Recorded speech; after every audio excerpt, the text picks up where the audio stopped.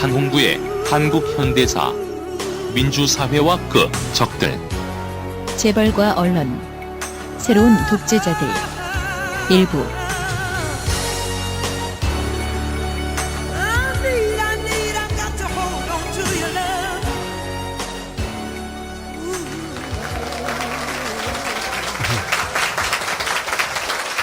네, 일주일 잘 보내셨습니까? 네, 오늘 이제 드디어 마지막 강의입니다.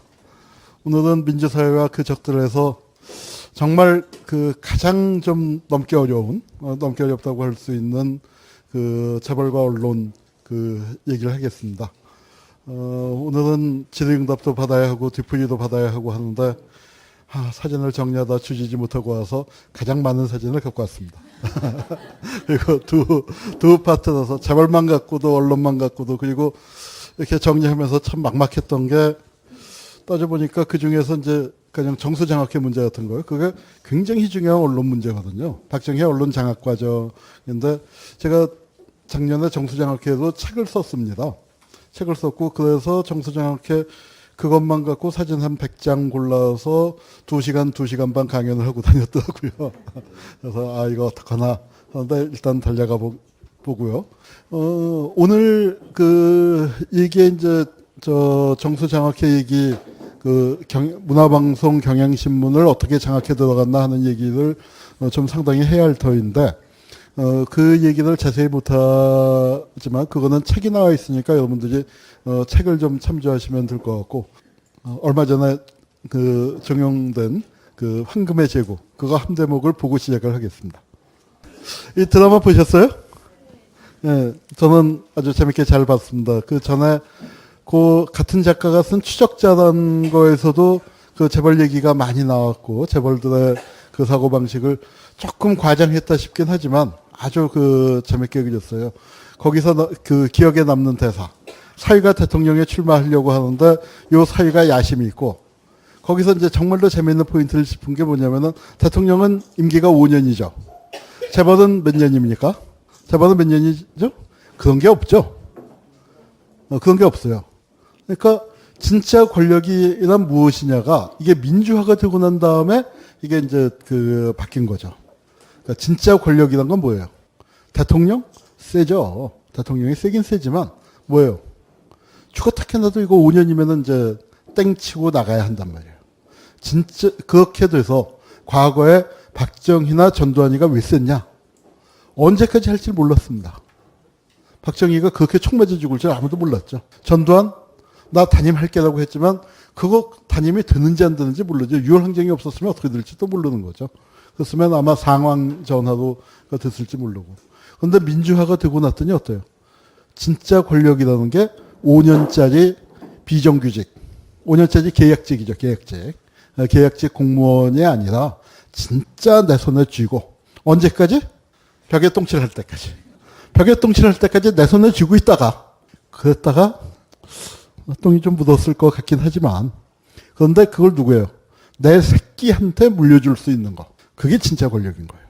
그게 진짜 권력인 거예요. 그래서 그때 추적자 거기서 뭐 사람들이 좀 너무 심했다라고 하지만 또 한편으로 고개를 끄덕끄덕한 대사가 있습니다. 재벌 회장이 이제 또 여기 식탁에 앉아서, 거기 식탁이 참 중요한 무대예요. 거기 앉아서 이제 탁 밥을 먹고 모든 식구들이 다 와 있어요. 그런데 이제 거기서 딱 한마디 하는 게 있어요. 그 집에 대통령 하나쯤 있어도 나쁘진 않다고 하더라. 이제 그게 권력 관계의 변화, 그걸 아주 단적으로 보여준. 자, 일부러 옥스포드 딕셔너리를 찾아갖고 왔습니다. 재벌이 그냥 나와요. 물론 이제 large family owned business conglomerate라는 단어가 있긴 하지만 저거 갖고 재벌 맛이 안 나죠. 저건 뭐 기업의 연합체 같은 건데 우리같이 그런 특수한 그리고 우리같이 문어발이라고 얘기하는데 그것도 잘못됐습니다. 문어발 아니에요. 지네발쯤 되죠. 문어는 발이 10개밖에 없어요. 근데 문어가 몇 개죠? 8개인가요? 네, 그러면 보통 문어 한 5-6마리 정도는 거느렸으니까 그건 재벌한테 문어발이라고 얘기하는 건 재벌을 굉장히 봐준 거다. 사실 발수를 하면은 진해 정도쯤은 된다. 이제 그렇게 얘기할 수 있을 겁니다. 오죽했으면 이게 재벌이 옥스퍼드 딕셔너리에 올랐겠습니까? 재벌 개혁 얘기가 한참 나왔었던 90년대 김영삼 정부도 김영삼도 중요한 것을 하려고는 다 했었어요. 지금 우리가 김영삼 보기를 뭐 같이 보고 있지만 사실 이렇게 자료를 다시 뒤져보니까 하려고 했던 거 폼은 다 잡았었어요. 근데 그때 이제 딱 폼을 잡았을 때, 삿발을 딱 잡았을 때, 그 재벌들이 그랬죠. 야 하면서. 그러면서 이제 그때가 막 한참 그 세계화를 부르짖을 때예요. 근데 전 세계에서 재벌 규제하는 나라는 우리나라밖에 없다. 무슨 놈의 규제가 이렇게 많냐. 우리 규제 완화 뭐 그런 얘기 많이 듣잖아요. 그랬더니 그 정부에서 어떤 양반, 누군지는 잘 모르겠어요. 뭐 아마 찾아보면 나오긴 할 텐데, 저도 어저께 급하게 정리하다 보니까 거기 저작권이 누구한테 있는지는 모르는데, 아주 재밌는 얘기를 했어요. 고추장을 규제하는 법령을 가진 나라는 우리나라밖에 없다. 왜? 고추장 우리나라만 먹으니까. 근데 재벌, 저렇게 옥스퍼드 딕셔너리에 떡하니 올를 우리가 몇 개 그런 거 갖고 있어요. 재벌도 올라가 있고 가든도 올라가 있죠. 가든 고깃집 가든에 여러 가지 뜻이 있고 가든도 올라가 있다고 내가 가든은 안 찾아봤는데 뭐 그렇습니다. 이렇게 한국의 특수한 현상, 이것과 똑같은 형태의 재벌은 언제 있었습니까? 그건 일본에 있었어요. 전전 일본에 있었는데 그건 어떻게 됐습니까? 해체가 됐습니다. 재벌 개혁하자고 하면 빨갱이들이 한 짓이라고 해요. 근데 누가 해체했을까요? 일본의 재벌은 메가더 장군이 했습니다. 네, 그래서 하여튼 이 재벌 얘기를 우리가 좀 보려고 하는데요. 뭐 특정 산업, 재벌하고 대기업하고 뭐가 다릅니까? 대기업이라면 특정 산업, 듀퐁이라고 하면은 뭐 요즘은 모르겠지만, 요즘은 삼성이 워낙 커졌기 때문에 모르겠지만, 전 세계적인 뭐 어마어마한 기업이지만, 주로 화학 분야에 특화되어 있죠. 보잉 하면은 비행기 분야에 특화되어 있죠. 근데 우리 재벌은 뭐예요? 아이스크림에서부터 비행기까지. 그러니까 그렇게 이제 모든 분야에 걸려 있고. 그 다음에 태생을 보면은 개별 산업 분야에서의 선두주자가 시장에 의해서가 아니라 뭐 정부에 의해서 인위적으로 육성됐다. 재벌 회장들 모아놓고 이렇게 이런 산업 분야가 있는데 뭐 할래? 그랬더니 뭐 형님 먼저 고르시죠. 동생 먼저 고르시게. 뭐 그래가면서 뭐 나는 정유, 나는 뭐 전자, 나는 뭐 자동차 그렇게 골랐다는 거 아닙니까? 뭐 그다음에 이제 특히 이제 요즘 문제가 되는 게 기업이 다른 기업의 주식을 인수하죠.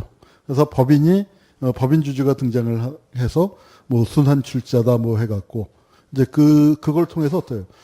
이게 이제 또 주식회사 제도에 굉장히 희한한 걸 넣어서 유한 책임은 유한인데 권한은 뭐예요? 막강하죠. 회사가 파산을 했다 하면은 재벌 회장은 몇 프로 손해 볼까요? 얼마나 그 손실액 전체에서 한 3-4%쯤이 날아가는 겁니다. 근데 그건 누가 다 손해 봐요? 개미주주까지를 포함한 전체가 책임을 지고. 근데 의사결정은 누가 해요? 재벌 총수가 하는 그런 구조인 거죠. 문화발 잔치는 끝났다. 이런 얘기가 있었습니다. 이런 얘기가 나왔었던 게요. 별로 오래되지 않아요. 99년도 신문입니다. 98년일 거예요. 98년, 99년. 그러니까 외환위기가 오고 IMF가 재벌 해체하자. 이제 이랬는데 어떻게 했어요? 재벌님께서는 이 모진 파도를 살아남으시고, 민주화를 살아남으시고, 외환위기를 살아남으시고 어떻게 됐어요? 몇 개의 재벌은 몰락했죠. 그렇지만 살아남은 재벌은 어떻게 됐습니까? 어마어마하게 커진 겁니다. 왜 그런 역사가 만들어졌는지를 한번 살펴보죠. 재벌, 문어발 확장 나쁘다가 95%예요. 난 100%가 99%가 나오지 않고 재벌과 관련된 사람들이 5%는 되는 모양이죠. 5% 안 된다고 생각을 했는데. 근데 일반 여론은 이런데 어때요? 건재하죠. 이렇게 재벌 해체 이런 구조조정에 여기에 이건희의 정주영의 다 있었는데 다 살아남은 거죠, 결국. 자, 그리고 아까 말씀드린 것처럼 이 권력의 본질은 선출되지 않은 권력. 단순히 선출되지 않은 것이 아니라 우리가 쭉 다른 게 다 선출되지 않은 권력이죠. 근데 그 중에서도 세습되는 권력. 노무현 정부 시대에 아마 노무현 대통령에게서 들은 가장 가슴 아픈 말이라고 하면은 권력은 이미 시장에게 넘어갔다. 이제 그렇게 그런 얘기를 한 적이 있습니다. 재벌들을 모아놓고. 너무 빨리, 너무 쉽게 천하의 승부사 노무현이 정말 불가능한 순간에도 승부를 걸어보는 그런 성격을 가졌던 양반이 재벌한테는 이렇게 살짝 손대보더니 그야말로 어떻게 했어요? 깨갱해버렸습니다. 너무나 빨리. 예, 그래서 그게 이제 참 안타까운 부분이고요. 삼성공화국. 뭐 공화국이면은 공화국만 유지되면은 그나마 좋겠어요. 삼성 왕국, 제국. 뭐 이제 이래도 끄떡없는 나라죠. 한 회사에서 22명이 백혈병으로 죽어갔는데도 이게 산업재해가 아니다. 이제 드디어 아주 최근에 가서 이게 뭐 워낙 시끄럽게 그 이슈가 되니까 그러기 시작을 했습니다. 이렇게 이제 지금 재벌이 지배하고 있는데 그 재벌의 역사를 좀 거슬러 올라가 보도록 하죠. 뭐 재벌의 역사를 얘기하자면 사실은 한국 자본주의 발달사를 뭐 쭉 훑어야 하는데 우리가 뭐 한 2-3시간 동안에 그걸 어떻게 하겠습니까? 그러니까 쭉쭉쭉 건너뛰고 오늘은 좀 자, 우선 우리나라에서 재벌이 만들어지는 과정에서 제일 중요했던 게 이제 적산. 즉 일본이 남기고 간 재산을 불화받아서 그걸로 이제 크게 출발점에서부터 앞서 있었던 사람들이 많이 있습니다. 많이 있는데 그렇다고 적산불화를 받은 사람들이 꼭 다 살아남은 것도 아니고 현재 활동하고 있는 재벌들이 다 적산불화 덕분에 뭐 적산불화랑 무관하지는 않지만 현대고 삼성이고 뭐 LG고 그렇지만 꼭 거기에다가만 둘 수는 없습니다. 적산불화는 굉장히 유리한 조건을 만들어줬지만 그게 꼭 결정적인 거였는지 왜냐하면 적산불화와는 전혀 상관없으면서도 많은 재벌들이 출현했고 또 사라져갔고 이제 그랬거든요. 그리고 그 재벌의 특징 권력과 아주 밀착되어 있었습니다. 한국 경제 자체가 처음에 원조 경제, 차관 경제 이렇게 시작을 했기 때문에 해외에서 들어온 물자 처음엔 적산이었고 적산 분배 누가 했습니까? 권력을 가진 자들이 했죠. 그다음에 원조 들어온 거 그거 누가 나눠주고 뭐 대충 자금이다 뭐 해서 만들어 쓰는 거 그거 누가 분배했습니까? 권력이 했죠. 실무는 누가 담당했습니까? 관료가 했습니다. 관료 얘기를 제가 혹시 나중에 시간이 없어서 빠뜨리더라도 이 모든 우리가 얘기한 게 결국 민주사회의 오적에 대해서 얘기한 거죠. 민주주의의 오적에 대해서 얘기했는데 그 오적을 다 연결시켜주고 오적이 작동할 수 있도록 해주는 가장 중요한 부분이 뭡니까? 그게 관료입니다. 그 관료 부분을 혹시 제가 얘기를 못하더라도 여러분이 아주 중요한 거다. 그 생각을 해주시고. 그래서 원조 경제가 있었고 60년대, 70년대는 차관 경제가 있었는데 그걸 좌지우지한 게 다 관료입니다. 그리고 그걸 통해서 재벌들이 처음에 레이스에서 앞서 나가는 과정이었죠. 그러다 보니까 정권이 바뀌면은 재벌들이 와장창 몰락하는 그런 일들이 있어요. 지금 있는 삼성이니 현대니 뭐 LG니 뭐 이런 거는 그 모진 우리 격동의 한국 현대사 정말 격동이었잖아요. 그걸 다 견디고 살아남은 굉장히 끈질긴 그 생명력을 보이는 그 재벌들이죠. 자, 부정축제자 26명을 구속했다. 이게 이제 4.19 때 구속이 되고 5.16 나고 또 구속이 됩니다. 4.19 때 이제 부정축제자 처리한다 어쩌고 저쩌고 한다는데 그게 4.19 때 지지부진했죠. 제대로 안 되는 상황에서 4.19 터지고 1년 조금 지난 다음에 5.16이 났잖아요. 5.16이 나니까 군인들이 와서 이 나쁜 놈들 다 잡아들여라. 뭐 일단 잡아들였어요. 잡아들여서 대표적인 게 이병철이죠. 근데 이병철이 이제 그때 사실은 잡혀 들어가지 않고 일본에 있었습니다. 일본에 있었는데 이제 돌아와서 박정희랑 면담을 해요. 박정희랑 담판을 하는 거 그게 아마 한국의 그 재벌들의 운명이 갈리는 거죠. 그래서 박정희를 설득합니다. 예, 보시오. 나를 잡아다가 감옥에 넣어서 뭐 무슨 이득이 있겠냐. 차라리 내가 밖에서 경제활동을 해서 그게 저 경제발전을 하는 게 낫지. 지금 그러니까 박정희의 가장 아픈 곳을 찔른 거죠. 왜냐하면 민주적으로 수립된 혁명 정권을 군사 쿠데타로 반란을 일으켜서 엎어버린 거 아닙니까? 그러니까 박정희가 지 입으로 민주주의를 떠들 수가 없는 거죠. 민주주의 갖고는 안 되니까 이 당시에 가난한 그 백성들에게 경제 발전을 줘야만 뭔가 그래도 지지를 만들어낼 수 있는 그런 상황이었는데 경제발전 군인들 갖고 할 수 없지 않느냐. 그건 경제인들이 해야지. 그러니까 우리를 감옥에 가도 보내고 뭐 우리 현재 있는 재산을 뺏는 것보다도 정부하고 우리하고 합심을 해서 경제를 발전시키자. 이제 그런 쉽게 얘기해서 그렇게 설득을 한 겁니다. 그리고 이제 전 재산을 희사한다고 했어요. 참 이병철은 자기 재산을 한 3번쯤 바쳤습니다. 근데 아직도 삼성은 그 막강한 상속을 다 받았죠. 이것도 이제 희사하겠다고 각서를 썼지만 뭐 사실은 유야무야 됐죠. 그러면서 부정축제 환수를 해서 회사 설립을 한다. 그러면서 이제 회사를 너는 뭘 해라, 너는 뭘 해라, 너는 뭘 해라 이제 그런 것들을 재벌들한테 정해주고 그 다음에 또 뭘 했냐면은 그러면서 석방을 하고 니들이 나가서 차관을 얻어와라. 근데 굉장히 중요한 건 뭐냐면 차관의 지급 보증을 정부가 해준 거예요. 그러니까 이 분야를 그러니까 정부하고 협의를 해갖고 군사정권하고 협의를 해서 너 뭐 할래? 나는 뭐 조선을 할게, 나는 섬유를 할게, 나는 뭐를 할게. 그거를 이제 정하게 하고 그다음에 각자 알아서 해외에 나가서 민간 차관, 상업 차관을 얻어오는데 지급 보증을 정부가 해주니까 굉장히 유리한 거죠. 굉장히 유리한 조건에서 이제 차관을 얻어왔습니다. 그래서 이제 하여튼 뭐 재산을 환수했네 마네 했는데 뭐 실제 환수한 돈을 그 회사 짓는데 투자하게 한 거죠.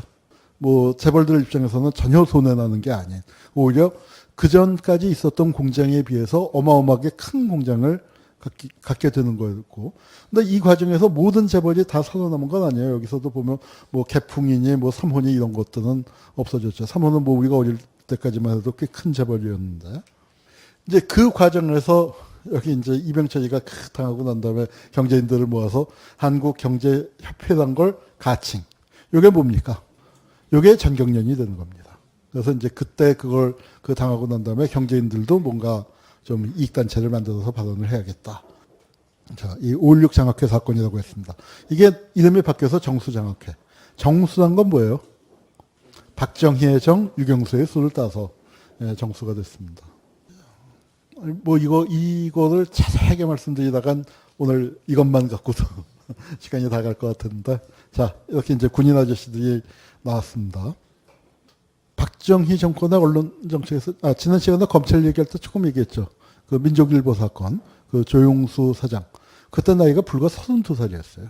근데 민족일보라는 신문이 다 합쳐서 100호 정도밖에 안 나왔습니다. 61년 1월 달에 창간이 돼서 5.16 난 직후에 5월 16일 날 5.16 나자마자 폐간이 됐으니까 뭐 한 100호쯤 나온 거죠. 100호쯤 나온. 그래서 신문 전체를 영인본을 만들었는데도 뭐 두께가 이렇게 얇아요. 근데 그 신문의 사장이었는데 사형을 당했습니다. 그러니까 박정희가 아주 세게 출발부터 언론 탄압을 팍 했는데 이 신문이요.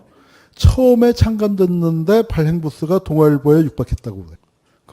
그만큼 아주 폭발적인 인기를 얻었었다고 합니다.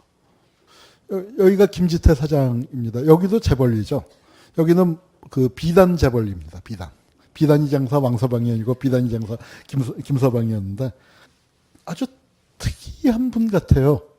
제가 이제 작물바군이라는 그 책을 쓰다가 보니까 그 여러 가지 자료를 찾아봤는데 굉장히 참 특이한 재벌이었다. 언론에 굉장히 관심이 많았어요. 이 양반이 문화방송을 만들었습니다. 사실상. 문화방송이 서울문화방송이 아니라 부산문화방송이 중심이에요. 원래 라디오가 부산에 더 많았습니다. 왜냐면은 부산은 일본 방송이 잡히니까. 일본 방송이 잡히기 때문에 부산에서 이제 그걸 많이 하고 부산 문화방송을 만들고 그게 잘 되니까 이제 서울로 진출한 그런 격이 된 셈인데, 이 양반이 자유당 때 국회의원을 좀 하다가 두 개를 같이 못하겠다. 정치하고 경제 같이 못하겠다 하고 자유당 소속이었는데 자유당에서 이기붕 쪽에 이제 편을 안 들어주다 보니까 자유당에서 공천 탈락하고 낙선하고 무소속으로 나왔다 낙선한 다음에 장사나 해야겠다. 그리고 경제하고 그다음에 언론 쪽은 내가 육성을 해보겠다. 이제 그렇게 해서 부산일보와 문화방송을 이제 키웠습니다. 근데 김지태가 이게 그 당시에 뭐라고 했냐면 한강 이북에서는 이병철이고 한강 이남에서는 김지태라고 할 만큼 그 손꼽히는 재벌이었거든요. 김지태 재산이 굉장히 많았는데 아까 부정축제자 처리했잖아요. 부정축제자 때 이 양반도 뭐 걸렸다가 뭐 회사 하나 짓기도 하고 이제 뭐 풀려나오고 그렇게 돼서 다 끝났습니다. 그리고 부정축제자 문제는 다 끝났는데 이 양반만 다시 잡아갔어요. 근데 그래서 박근혜 쪽에서는 부정축제자라서 그렇다는데 부정축제자 처리하고는 상관없습니다. 그거 끝난 다음에 요 분만 따로 잡아간 거예요. 잡아갔는데 왜 잡아갔냐? 저도 처음에는 재산 문제였나?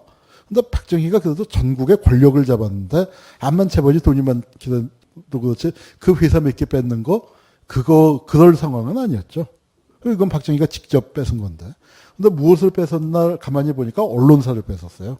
부산일보를 뺏었고 부산문화방송을 뺏었고 서울문화방송을 뺏었습니다. 한국문화방송이죠. 한국문화방송을 뺏었습니다. 그런데 왜 그랬냐 하면은 정희가 4.19가 날 때 4월 혁명이 날 때 부산지구 계엄사령관이에요. 언론이 얼마나 센지를 알았던 겁니다. 혁명이 일어나는 과정을 보는데 그래서 그 언론 장악의 필요성을 느꼈었던 거죠. 왜 어떤 일이 있었냐면 이 사진 많이 보셨죠?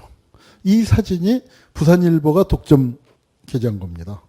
부산일보 기자가 이 사진을 마산 앞바다에서 사진을 찍고 경찰이 오니까 얼른 숨어갖고 그걸 갖고 이제 하여튼 부산으로 보냈어요. 부산에서 이제 편집회의가 열렸는데 국장이랑 뭐 간부들이 다 이거 실었다간 신문사 폐간된다고.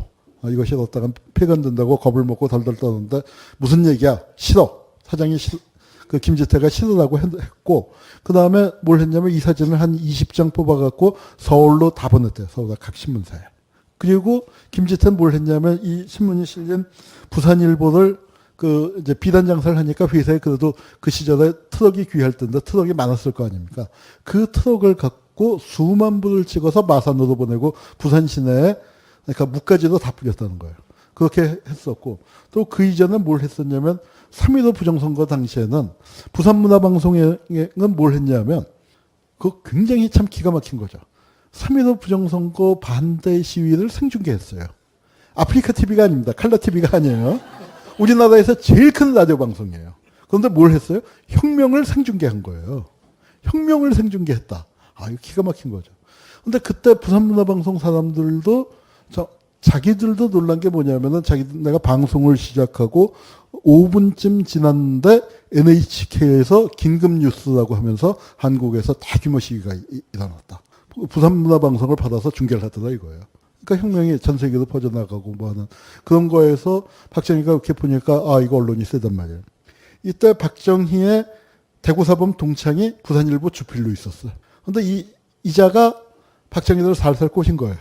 살살 꼬셔갖고 저 언론이 필요하다. 너 집권하면 언론이 필요하다. 그래갖고 그걸 결국 뺏어서 자기는 부산일보 사장이 되고 그리고 나중에 문화방송 사장도 되고 그렇게 그러다가 나중에 조금 이따 나오겠지만 구속도 됩니다. 그런데 이제 하여튼 그렇게 된 겁니다. 이게 그때 신문이고 저 사진 저게 한국 전쟁 끝나고 아마 처음일 거예요. 뉴욕 타임즈에 한국 기사가 일면 톱으로 난 거. 그 사진 기자 처음에 문화방송이 여기 있었습니다. 문화방송이 인사동에 우리 어렸을 때 이 건물 있었는데 자기 사옥이 있는 게 아니고 이 동일 가구에 4층 5층을 빌려 쓰는. 처음에는 그렇게 조그맣게 출발했어요. 그러다가 이제 문화방송이 박정희가 빼서 간 거죠.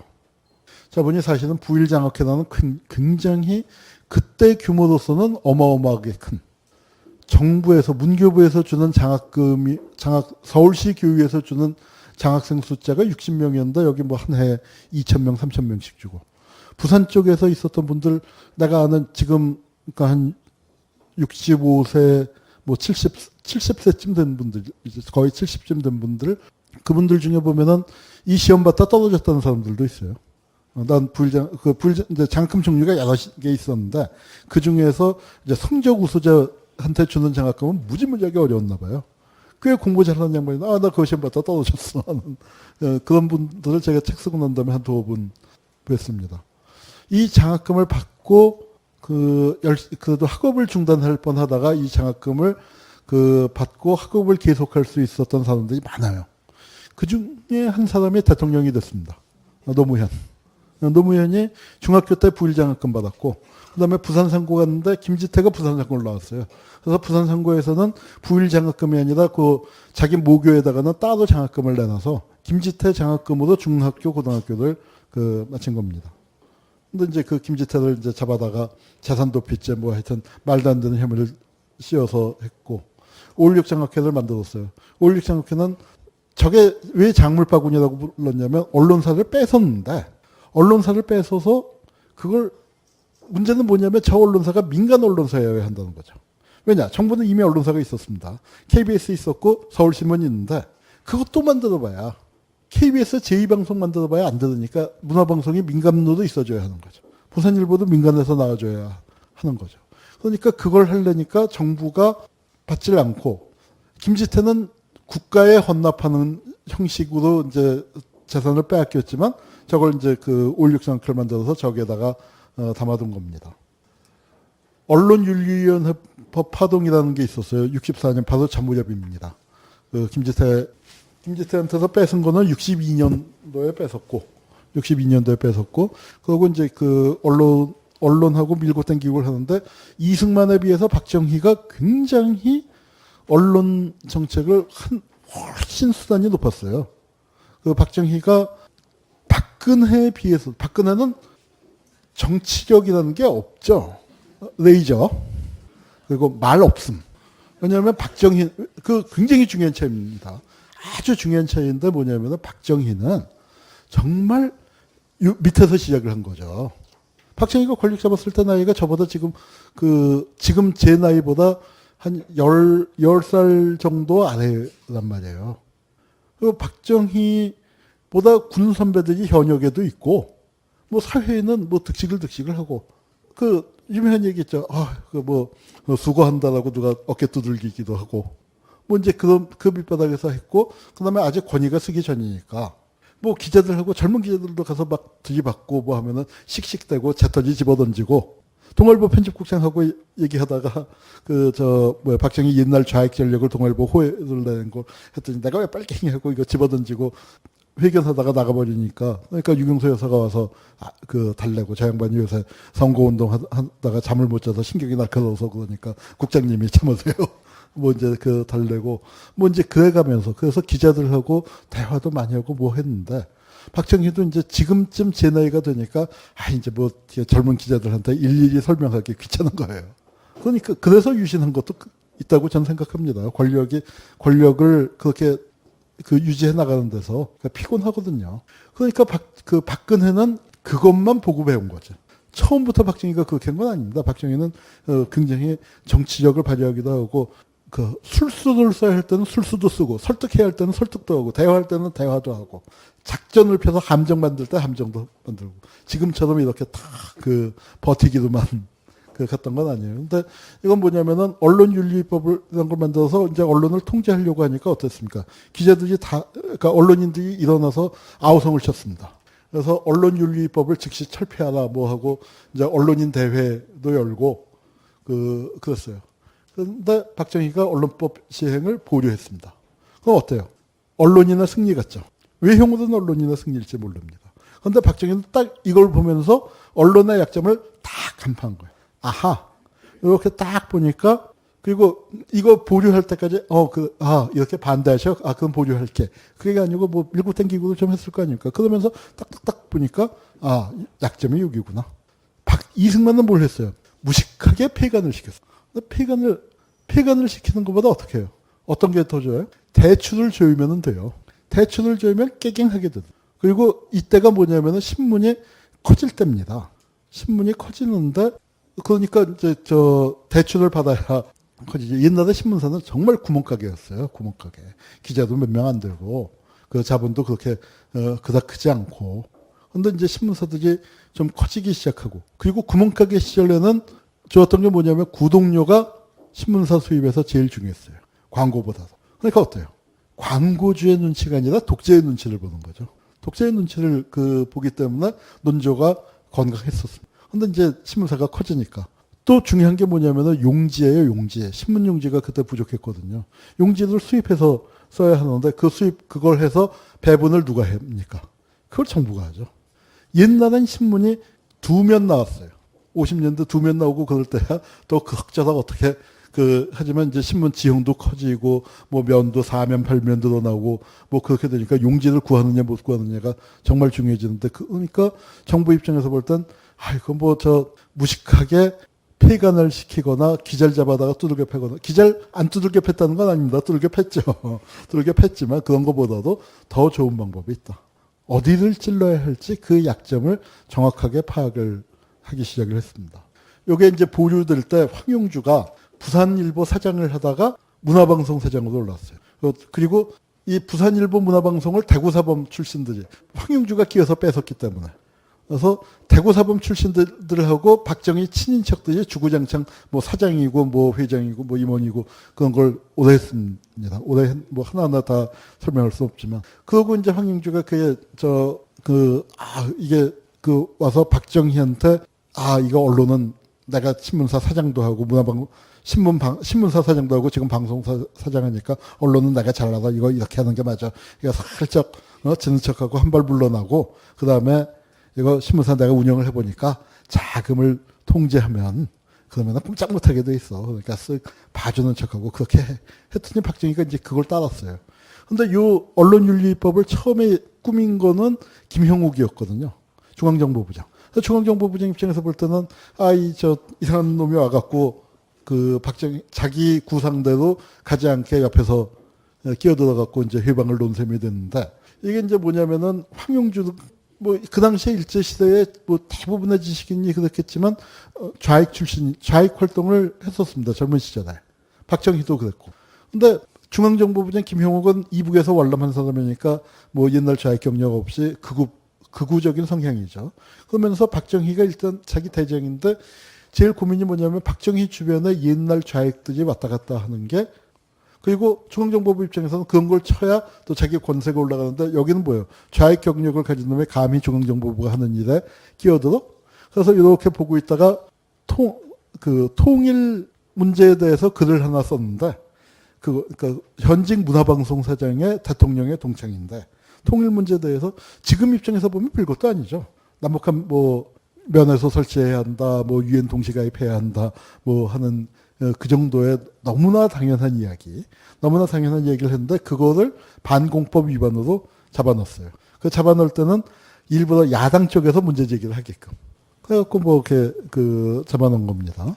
그리고 이제 뭐 하여튼 이 부산일보 문제가 또 왜 중요하냐면은 부산일보 사태가 쭉 하다가 이 부산일보는 5.16 장학회 거다 보니까 그게 정수장학회도 박정희 죽고 정수장학회도 바뀌었음에도 부산일보에는 아주 유명한 말입니다. 숙명적 여당지. 우리 부산일보는 숙명적으로 여당지다. 그러니까 저는 게 있었어요. 박종철이 부산이잖아요. 그 사진을 오늘 제가 잊어버리고 안 갖고 왔는데 혹시 기억하시는 분들 있을 겁니다. 종철이 어머님하고 누님이 울부짖으면서 종을 치는 장면이 있어요. 탁 보는 순간 정말 숨이 막히는 그 사진을 부산일보만 찍었는데 그 사진을 못 냈죠. 그건 냈으면 특종이 되는 건데 그러니까 신문 기자들 입장에서는 그런 게 얼마나 좌절스럽습니까? 그러니까 뭐 사장이 와서 쥐고 흔들고 뭐 이제 이렇게 됐는데 6월 항쟁이 벌어지고 87년 이제 민주화가 시작되는 과정에서 한국 언론사상 처음으로 파업이 났어. 그래서 이제 여기서 편집국장 사실상의 직선제가 완전 직선제는 아니지만 사실상의 직선제를 쟁취했죠. 그래서 이제 그게 작년까지 유지가 됐습니다. 작년까지 유지가 되다가 이제 작년에 직선 편집국장이 잘리고 박근혜가 등장을 하는 과정에서 그렇죠. 이게 이제 파업이 벌어지고 나니까 파업한 데서 정수재단, 5.16 장학회가 이제 정수장학회로 바뀌었는데 이거 개편하다 얘기가 나온 거예요. 이때 국회 회의록을 보면 깜짝 놀랄 정도로 이게 불과 62년이니까 26년 전의 일인데 정수장학회라는 게 5.16 장학회가 어떻게 생겼는지 아무도 몰라요. 이거 뭐 어떻게 뭐 장관도 나와서 햇소리하고 국회의원도 나와서 질문을 하는데 지금 제가 볼 때는 영 딴 데다가 포를 쏘고 근데 다음날 보면은 조금 조준이 좀 됐어요. 그러니까 누군가가 와서 그거 옛날에 어떻게 해서 뺏은 거야라고 몇 마디 해줬던 모양이고 그렇게 하면 또 장관은 장관대로 또 와서 찾아본 모양이죠. 5.16 장학회 사람들 불러다 물어봤는데 몇 마디 또 더 하고 국회 회의록은 뭐 아무 지금 볼 때 정보 가치가 없는데 얼마나 몰랐다. 그거를 알려주는 거고요. 조선일보가 이제 긴급 취재해서, 월간조선이 긴급 취재해서, 이건 뭐 꽤, 그래도 재밌는 얘기들이 많이 들어있습니다. 물론, 황용주를 주 취재원으로 해서 황용주를 옹호하는 입장으로 했지만, 그럼에도 불구하고 그때 이게 어떻게 돌아가는지에 대해서 적어도 절반의 진실에 대해서는 꽤 자세하게 얘기를 하고 있어요. 그러다가 이제 이게 이 싸움이 커지니까 정수장학회가 부산일보를 어떻게 인수한 거냐. 강탈한 거죠, 강탈. 그게 자꾸 나오게 되고, 그 다음에 그렇게 되니까 이게 다른 언론사들, 이게 굉장히 재미없어지는 거예요. 그러니까 다른 언론사들은 이 부산일보 사태가 어떻게 되느냐에 따라 편집국장 직선제니 뭐 편집권 독립이니 기자들의 힘이 세지느냐 마느냐 기로에 서 있는데, 야, 그거 들어주면 안 돼 하는데, 정수장학회는 어때요? 자기네 재단의 검은 역사가 밝혀지게 생기니까 물러나서 편집국장 직선제 받아들이고, 그래서 한국 언론사상 상당히 의미 있는 승리를 거둔 파업이 됩니다. 이 노사대집의 강경으로 이제 했다가, 이제 그렇게 됐는데 그 무렵에 유경재단에서 자매가 싸웠죠. 자매가 싸워서 언니가 뭐 쫓겨났다고나 해야 할까? 하여튼 이제 그 한국 역사에서 한강의 기적을 많이들 얘기합니다. 우리 경제가 놀랍게 발전을 했다. 근데 이제 저는 그 한강의 기적보다 더 놀라운 것이 무엇이냐. 5.16을 일으킬 때 신당동에 낡은 기어집 한 채밖에 없었던 군인 박정희는 청렴했습니다. 개인으로. 그건 그 당시에 군에서 다들 인정을 했었던 거고. 그건 청렴한 젊은 군인이 18년 집권을 하고 난 다음에 그 자녀들이 관리하는 재산이라는 걸 보면은 한 10조 되거든요. 문화방송이 몇 조입니까? 문화방송은 몇 조라고 쳐야죠? 그 자산 가치만 지난번에 정수장학회 녹취록 파문이 있었죠. 그거 했을 때 자기네가 자체 평가한 걸로만 해도 2조가 넘어요. 근데 문화방송이라는 브랜드 가치를 치면 얼마입니까? 한국에서 MBC보다 브랜드 가치 있는 게 삼성하고 MBC하고가 아마 제일 가치 있지 않을까요? 몇십 조일 겁니다. 브랜드 가치만 해도. 그거의 30%가 정수장학회죠. 영남대학, 그리고 유경재단. 서울의 땅이 10만 평입니다. 그거 얼마 쳐야 합니까? 하여튼 뭐 그렇게, 여기가 어떻게 됐냐면 박지만하고 뭐 박근영 쪽하고 해갖고 살인사건까지 났지 않았어요. 박근혜 사촌끼리 지금 진상이 확실하지는 않지만 사촌 둘이 죽었어요. 한 명이 한 명을 죽이고 자살한 걸로 돼 있는데 뭐 진상을 확실히 알 수는 없습니다. 이제 이게 뭐 이렇게 몸싸움 끝에 밀려나는. 그래서 교통정리를 해서 유경재단을 둘이 갖고 정수장학회와 영남대를 그 언니가 갖고 이제 이렇게 됐는데, 영남대에서 또 분쟁이 일어나는 바람에 88년도에는 어떻게 했습니까? 영남대에서 완전히 손을 뗀다. 왜냐하면 부정입학 사건이 났는데 부정입학 사건을 박근혜의 최측근들이 다 해먹은 거거든요. 뭐 박근혜가 해먹었다고까지 얘기를 못하겠지만, 그러나 어때요? 박근혜의 관리 책임이 있는 거죠. 그러니까 그런 부분에서 이제 정말 문제가 많았었는데, 그 사람들 감옥 안 가는 대신에 자기가 손 떼는 걸로 해서 그렇게 됐는데, 뭐 작년에 완전히 다시 들어가서 재단을 접수했죠. 거기에 대해서는 제가 한겨레신문에다가 자세하게 글을 한번 쓴 적이 있습니다. 영남대는 원래 경주 최부잣집, 그리고 세운 대구대학하고 또 청구대학이라고 있었어요. 그 지역에서 교육운동 하시던 분들이. 그 두 개가 합쳐진 건데, 사실은, 여기도 이병철이 관계가 됩니다. 여기도 이병철이 관계가 돼. 왜냐면은 경주 최부잣집에 뭐 세상이 바뀌다 보니까 최부잣집이 이제 경제력이 떨어진 거예요. 독립운동 후원하고 교육운동 하는 데다가 있는 거 다 꼬라박고, 학교를 이제 서로 운영해 나가려면 더 많은 교육 투자가 필요한데 자기네는 안 되고, 그러니까 이걸 어떻게 할까 하다가 한수 이남에서 돈이 제일 많은 거 이병철이다. 그래서 그 최부잣댁의 최준 선생이 이병철을 불렀대요. 그래서 이병철한테 정말 아무것도 없이 학교를 그냥 줬답니다. 계약서 쓴 것도 없고 뭐, 그러니까 정말 통이 큰 거죠. 그러니까 그때 그 손자, 그 자리에 계셨던 최염 선생이 표현에 의하면, 최염 선생이 그때 그 옆에서 할아버지가 주신 그 자리에 자기가 있었는데, 이병철이가 종이장처럼 엎드려서 절을 했다.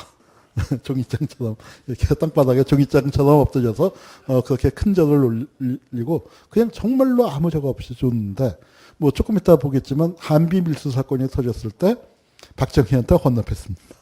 박정희한테 헌납하는 식으로 그렇게 갖고. 부산일보는 제2의 편집권 독립운동이 작년에 이뤘다가 하여튼 우여곡절 끝에, 그러니까 2011년에 이뤘다가, 그러니까 우여곡절 끝에 하여튼 사정이 잘리고 작년 내내 싸웠지만 선거에서 지는 바람에 투쟁의 동력을 이제 잃어버렸. 자, 그리고 60년대 이제 또 언론사에서 중요한 게 아까 신문이 기업화된다고 그 기업화돼 나가는 과정인데 그때 이제 차관을 많이 들였어요. 차관이라는 게 국내에는 자본이 없었고 그다음에 우선 쉽게 얘기해서 금리만 따져도 국내 금리는 그때 20%가 넘었습니다. 은행에서 15% 20% 이자를 은행 금리가 그 때였는데 외국에서 차관 들어오는 게 금리가 4% 5%에 들어오면 그냥 그 이자만 갖고도 또 환율만 갖고도 지금은 한국 경제가 발전했기 때문에 환율이 올라가 있는 셈이지만 그때는 환율이 굉장히 저평가돼 있을 때니까 달러 들여오면 그것만 갖고도 그냥 어마어마한 이익을 생기는 거거든요.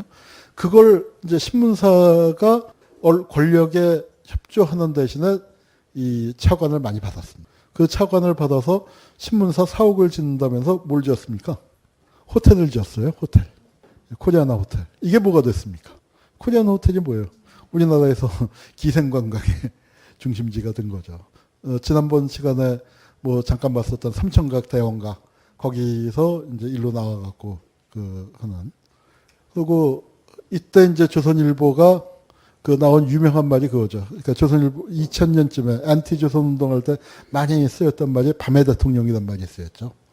그래서 밤의 대통령이라는 게 뜻이 바뀌었습니다. 그건 조선일보의 아주 놀라운 조어 능력이에요. 조선일보가 조어 능력이 아주 뛰어나거든요.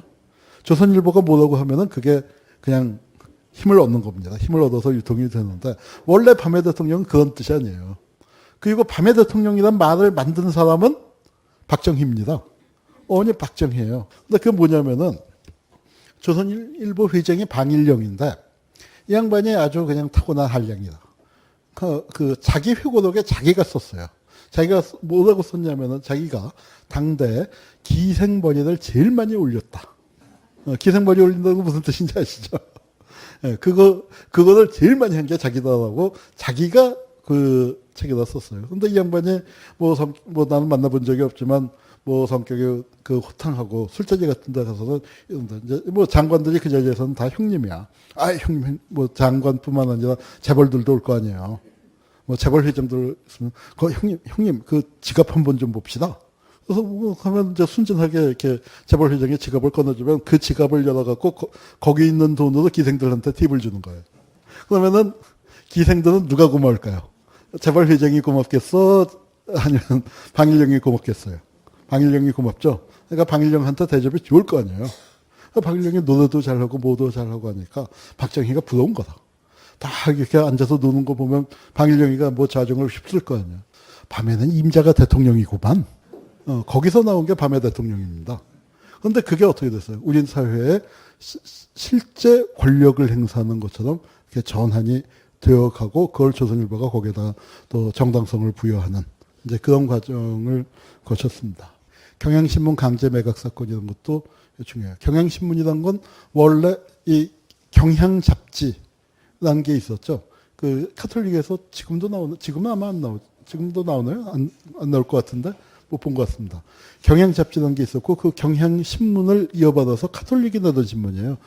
그러니까 누구하고 가까웠겠습니까? 카톨릭 계열의 정치인이 누가 있었죠? 장면 총리가 카톨릭입니다. 제2공화국의 수상이었던. 그러니까 민주당 신파 쪽의 대변자예요. 동아일보는 민주당 구파의 대변자였고 조선일보는 이북에서 월남한 사람을 대변했는데 한국 정치에서는 자유당도 아니고 민주당도 아닌 중간적인 입장. 조선일보가 중간파라고 하니까 많이 당황하셨어요.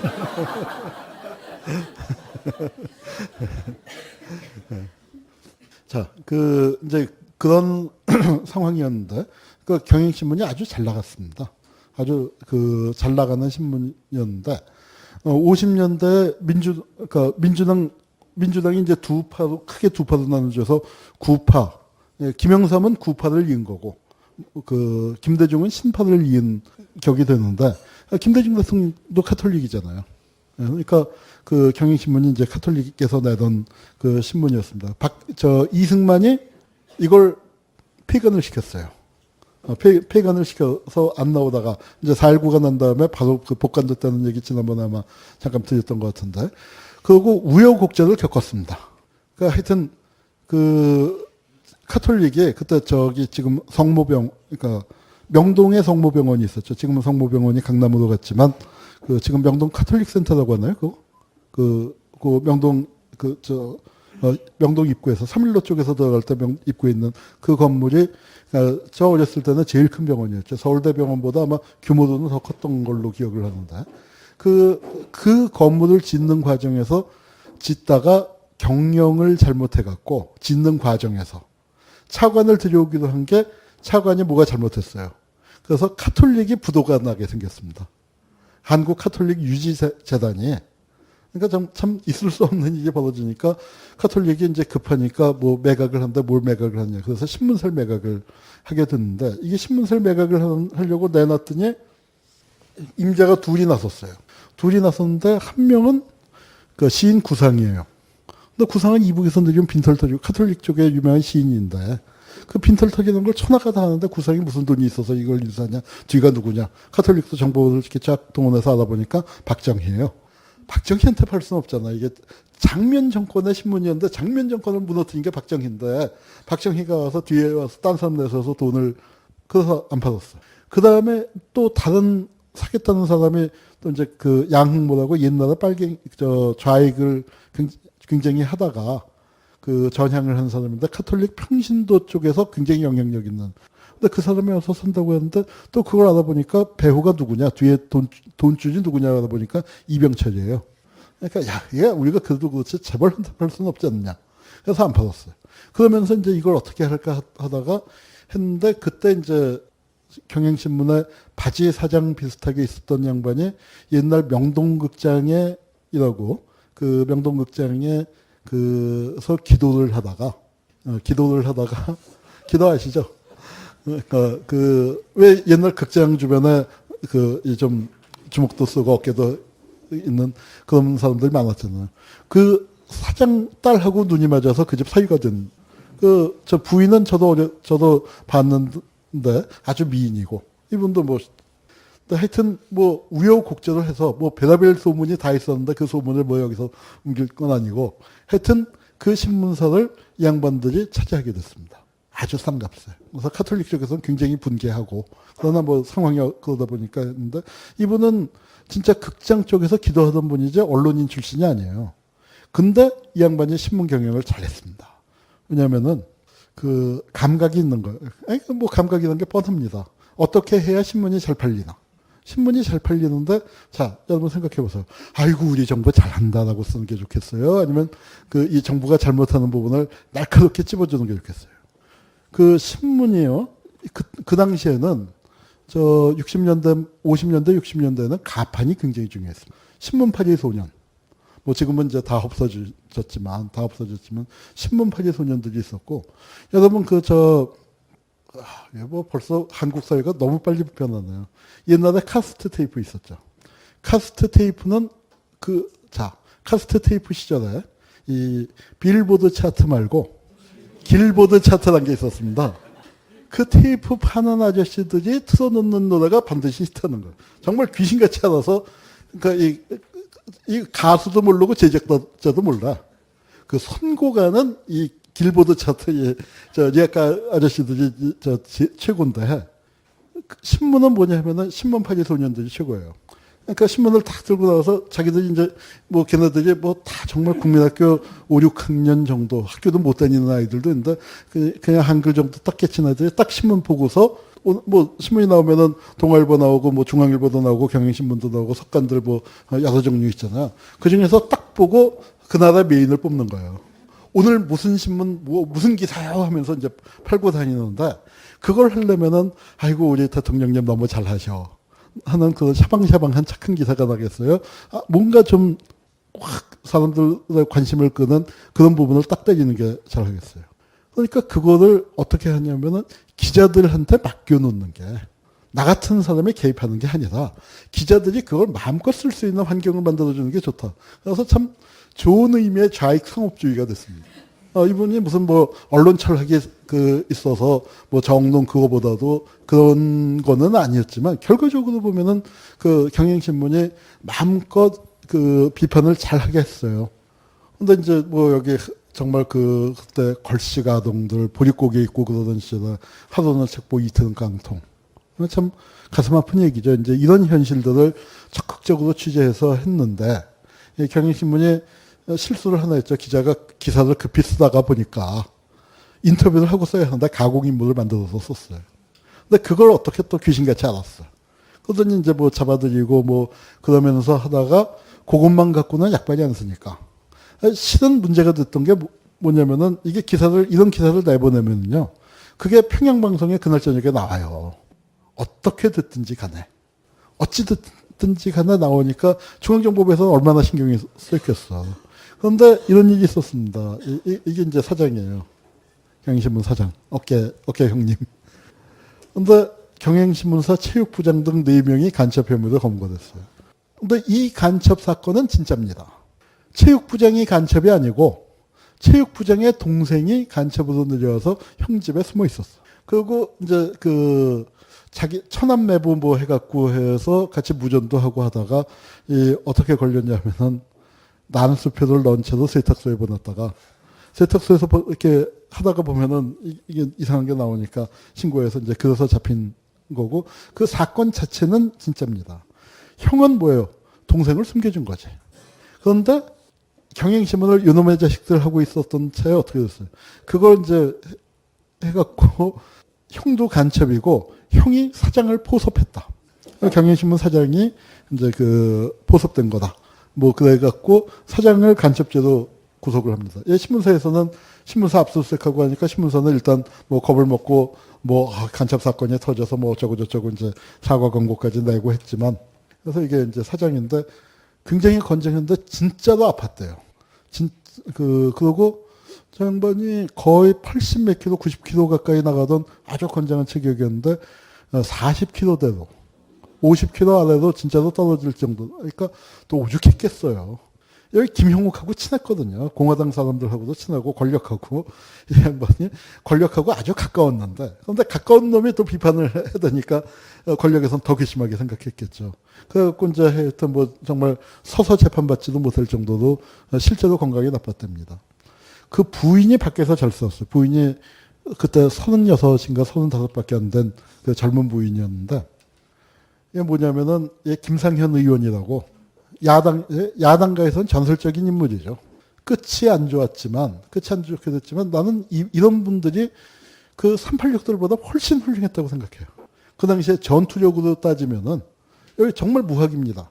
야당에서 사완하던 사람인데 선거에 나갈 사람이 아무도 안 나선다고 하니까 그럼 내가 나가볼게 해갖고 거기서 덜컥 국회의원이 됐어요. 젊은 나이에 국회의원이 됐는데 저 테이프를 들고 있죠. 저 테이프가 뭐냐면은 당시에 중앙정보부 부국장으로 있던 사람이 하여튼 이제 저 사장 이준구를 감옥에다 잡아 넣어놓고 경향신문사를 뺏으려고 하는데 부인이 딱 버티고 안 내놓고 이준구도 안에서 다 죽게 된다도 버티고 있는 거예요. 그러니까 가서 이제 협박을 하는 거죠. 그래서 빨리 우리가 팔라고 할 때 팔아라. 안 팔면 어떻게 되냐. 안 팔면은 뭐 뺏기는 거지 뭐. 한 푼도 못 받고 뺏기는 거죠. 그럼 쉽게 얘기해서 우리 보고 내놓으라는 거냐. 그럼 뭐 쉽게 얘기하나 어렵게 얘기하나 뭐 다 그런 거지 뭐. 하고 이제 그렇게 이제 했는데 그 여사장이 유인을 한 거예요. 전날 그래서 이제 만나서 그런 얘기를 하고 다음날 그러면은 도장 찍을 테니까 서류 작성해서 오라고 하고서 다음날 딴소리를 한 거죠. 그러니까 이제 그 부국장은 어때요? 위에다가 문제 해결했습니다라고 하는데 와서 딴소리 하니까 길길이 뛰었을 거 아니야. 그거를 녹음한 겁니다. 그러니까 중앙정보부 부국장을 녹음을 한 거예요. 그래갖고 그걸 이제 김상현한테 주니까 김상현이가 그걸 들고서 연설을 하고 그때 국회를 중앙정보부가 생방송으로 안에서 듣고 있었대요. 듣고 있다가 그 부국장은 의자에 앉아있다가 의자에 앉은 채로 졸도했답니다. 하여튼 뭐 그렇게 했는데 여기도 결국 신문사 대출금을 다 회수하고 이 행장은 이준구가 그때는 이제 서류도 해외여행 할 때 신원보증인을 쓰는데 신원보증인을 쓸 때 내 친구 뭐 그런 거 쓰거든요. 거기 친구에다가 그 행쟁 이름 쓸 정도로. 그렇게 가까운 사이였는데도 뭐 정부에서 탁 하니까 뭐 기한은 한참 남았는데 회수해라. 대출금 반환해라. 저 통보를 하고 대출금을 반환하려고 통장을 하니까 통장은 지급정지를 걸어놨어요. 저거 북한에서 받은 공작금으로 의심된다. 그러니까 어떻게 돼요? 그럼 자연히 부도가 날 수밖에 없는 거잖아요. 자, 이렇게 만들어 놓고 팔아라 하니까 이제 결국은 팔았는데 여기는 제가 이제 그 국정원 과거사일 때 제가 직접 조사를 했습니다. 조사를 하고 그다음에 이중구 씨 부인까지 이제 나중에 만났는데 자기네는 이제 정 떨어져서 신문사 찾을 생각도 없고 그리고 그때 받을 만큼 받았다. 실제로 받을 만큼 받았습니다. 어디냐면은 여기 어딥니까 미국 대사관 그 뒤쪽에 이마 빌딩이라고 있죠. 옛날 김학경찰 때 있던 그 자리. 그거 하고 또 저희 성공회대학교 뒷산하고 거기가 아주 부동산 재벌이죠. 그래서 뭐 아마 받을 만큼은 받은 모양입니다. 하여튼. 자, 그리고 그걸 뺐고 그 두 개를 합쳤어요. 그러니까 박정희가 뺏은 전리품이 정수장학회, 그러니까 5.16 장학회 때 문화방송 뺏었죠. 그 다음에 부산일보 뺏었죠. 그리고 중앙지도 경향신문을 뺏었습니다. 그래서 합쳐서 주식회사 문화경향이에요. 주식회사 문화경향으로 이제 만들고, 그래서 작물바구니에다가 이제 꾸역꾸역 채워넣은 겁니다. 그리고 이제 그 문화방송에 한번 갔었죠. 근데 이제 이 문화방송사이 이게 복잡해지는 게 뭐냐면은 71년 대통령 선거예요. 그러니까 이번 대통령 선거보다 딱 40년 전이죠. 71년 대통령 선거 때 신민당 김대중 대통령 후보가 무슨 얘기를 했냐면은 5.16 장학회가 저건 문제다. 저게 부정부패의 온상이다. 저게 그때 돈으로 500억 부정부패다. 뭐 이제 이렇게 얘기를 하는데 우리는 뭐 민법상의 재단법인이기 때문에 누구 사유물도 아니고 뭐 장학금 이렇게 많이 주고 있고 아무리 과대평가해도 500억이 아니라 5억 원 이상의 자산은 안 된다. 뭐 이제 이렇게 하면서 광고를 낸 겁니다. 김대중이 비판을 했어요. 그리고 여기에서는 안 나왔지만 이제 또 비판을 한 게 뭐냐면은 대구사범하고 박정희 친인척들이 다 해먹는다. 근데 박정희가 자존심이 센 인간이라서 그걸 했을 때는 이제 탁 버팁니다. 안 들어줘요. 그런데 박정희의 장점이라기보다는 권력 유지 방식인데 그런 비판에서 책을 안 잡히려고 그걸 털어버려요. 어떻게든. 그러니까 박정희는 전두환과 박정희를 비교해 보면은 전두환은 어때요? 친인척들이 다 해먹었잖아요. 다 해먹었죠, 다. 근데 박정희는 친인척들이 그렇게 많이 해먹지를 못했습니다. 그 관리를 박정희가 했고 그 담당이 민정수석이에요. 그러니까 적당히 뭐 먹고 사는 정도 이상을 하질 못하게. 그리고 친척들 중에 누구는 아예 청와대 근처를 다니지도 못하고 그리고 뭐 이렇게 팔고 다니면 중앙정보부에서 잡아다가 대통령 조카를 뚫게 패고 그건 대통령의 특명으로. 다시 한번 까불다간 넌 이번에는 우리가 아니라 청와대 경호실 가서 직접 맞는다. 뭐 이제 뭐 그런 해갖고 그런 관리를 나름 했었죠. 그래서 이걸 이제 비교적 관리를 하면서 정리를 합니다. 그러니까 친인척들 내보내고 대구사범들 내보내고. 그런데 그것뿐만 아니라 하나를 더 하는 게 뭐냐면은 요 선거를 치러야 하기 때문에 아마 돈이 필요했던 것 같아요. 선거 자금을 마련하기 위해서 뭐 이게 이 차관도 들여오고 그다음에 또 뭘 하냐면은 신문사를 지분을 박정희 개인 거다 하는 얘기를 들으니까 그거를 그 소리가 듣기 싫으니까 뭘 하냐면 재벌들한테서 문화방송 주식을 10%씩 넘겨요. 자, 여러분. 문화방송 주식을 10%를 준다고 하면 내가 돈 있으면 인수하겠습니까? 안 하겠습니까? 당연히 인수를 하겠죠. 얼마나 그게 탐나는 겁니까? 그런데 재벌들이 다 입이 이렇게 나와요. 왜? 내가 돈을 내지만 그 돈은 뭐예요? 뜯기는 거죠. 문화방송 10% 주식을 해서 내가 10% 주주 의결권을 행사하겠어? 뭘 하겠어? 그거는 그냥 박정희 거지. 사실 뻔한 거 아닙니까? 그런데 박정희는 뭐예요? 그렇게 해서 10% 주식을 분산해서 5.16 장학회는 30%만 갖고 10%씩을 재벌들한테. 근데 삼성은 빠져요. 삼성하고 대우가 빠집니다. 왜냐하면 삼성은 중앙일보를 갖고 있으니까.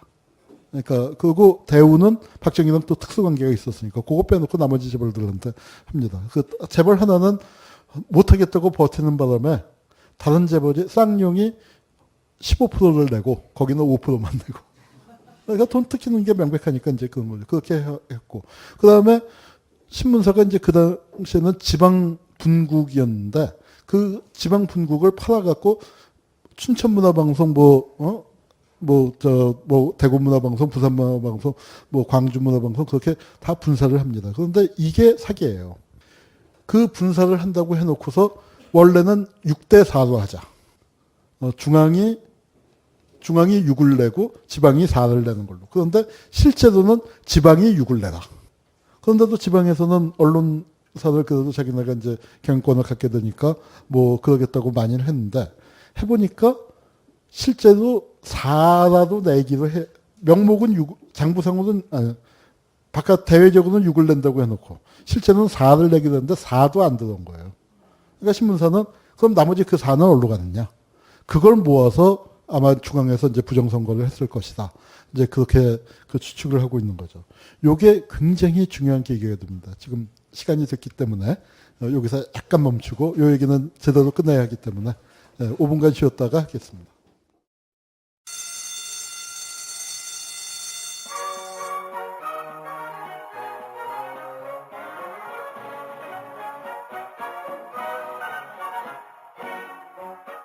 오늘도 힘차게 매일매일 활기찬 당신의 아침을 책임질 손안의 킹스베리, 중세 왕과 귀족들만 먹었다는 아로니아와 함께 발기찬 하루를 시작하십시오. 100% 폴란드산 아로니아 열매 농축과즙 평산네이처 아로니아 친. 가사노동과 학업, 직장 스트레스로 지친 가족을 위한 최고의 선물. 한국에서 구라파의 맛과 향을 덤으로 느낄 수 있습니다. 우리 가족의 건강은 아로니아가 챙겨줘요. 100% 폴란드산 아로니아 열매 농축과즙 평산네이처 아로니아 친. 보다 자세한 사항은 딴지마켓에서 확인하실 수 있습니다.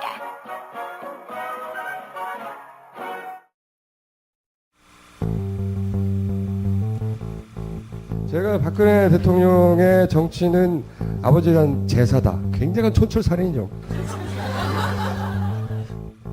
오빠가 성추행한 건 경험이 아니에요. 내가 오빠를 덮치는 게 경험이에요. 이상하다.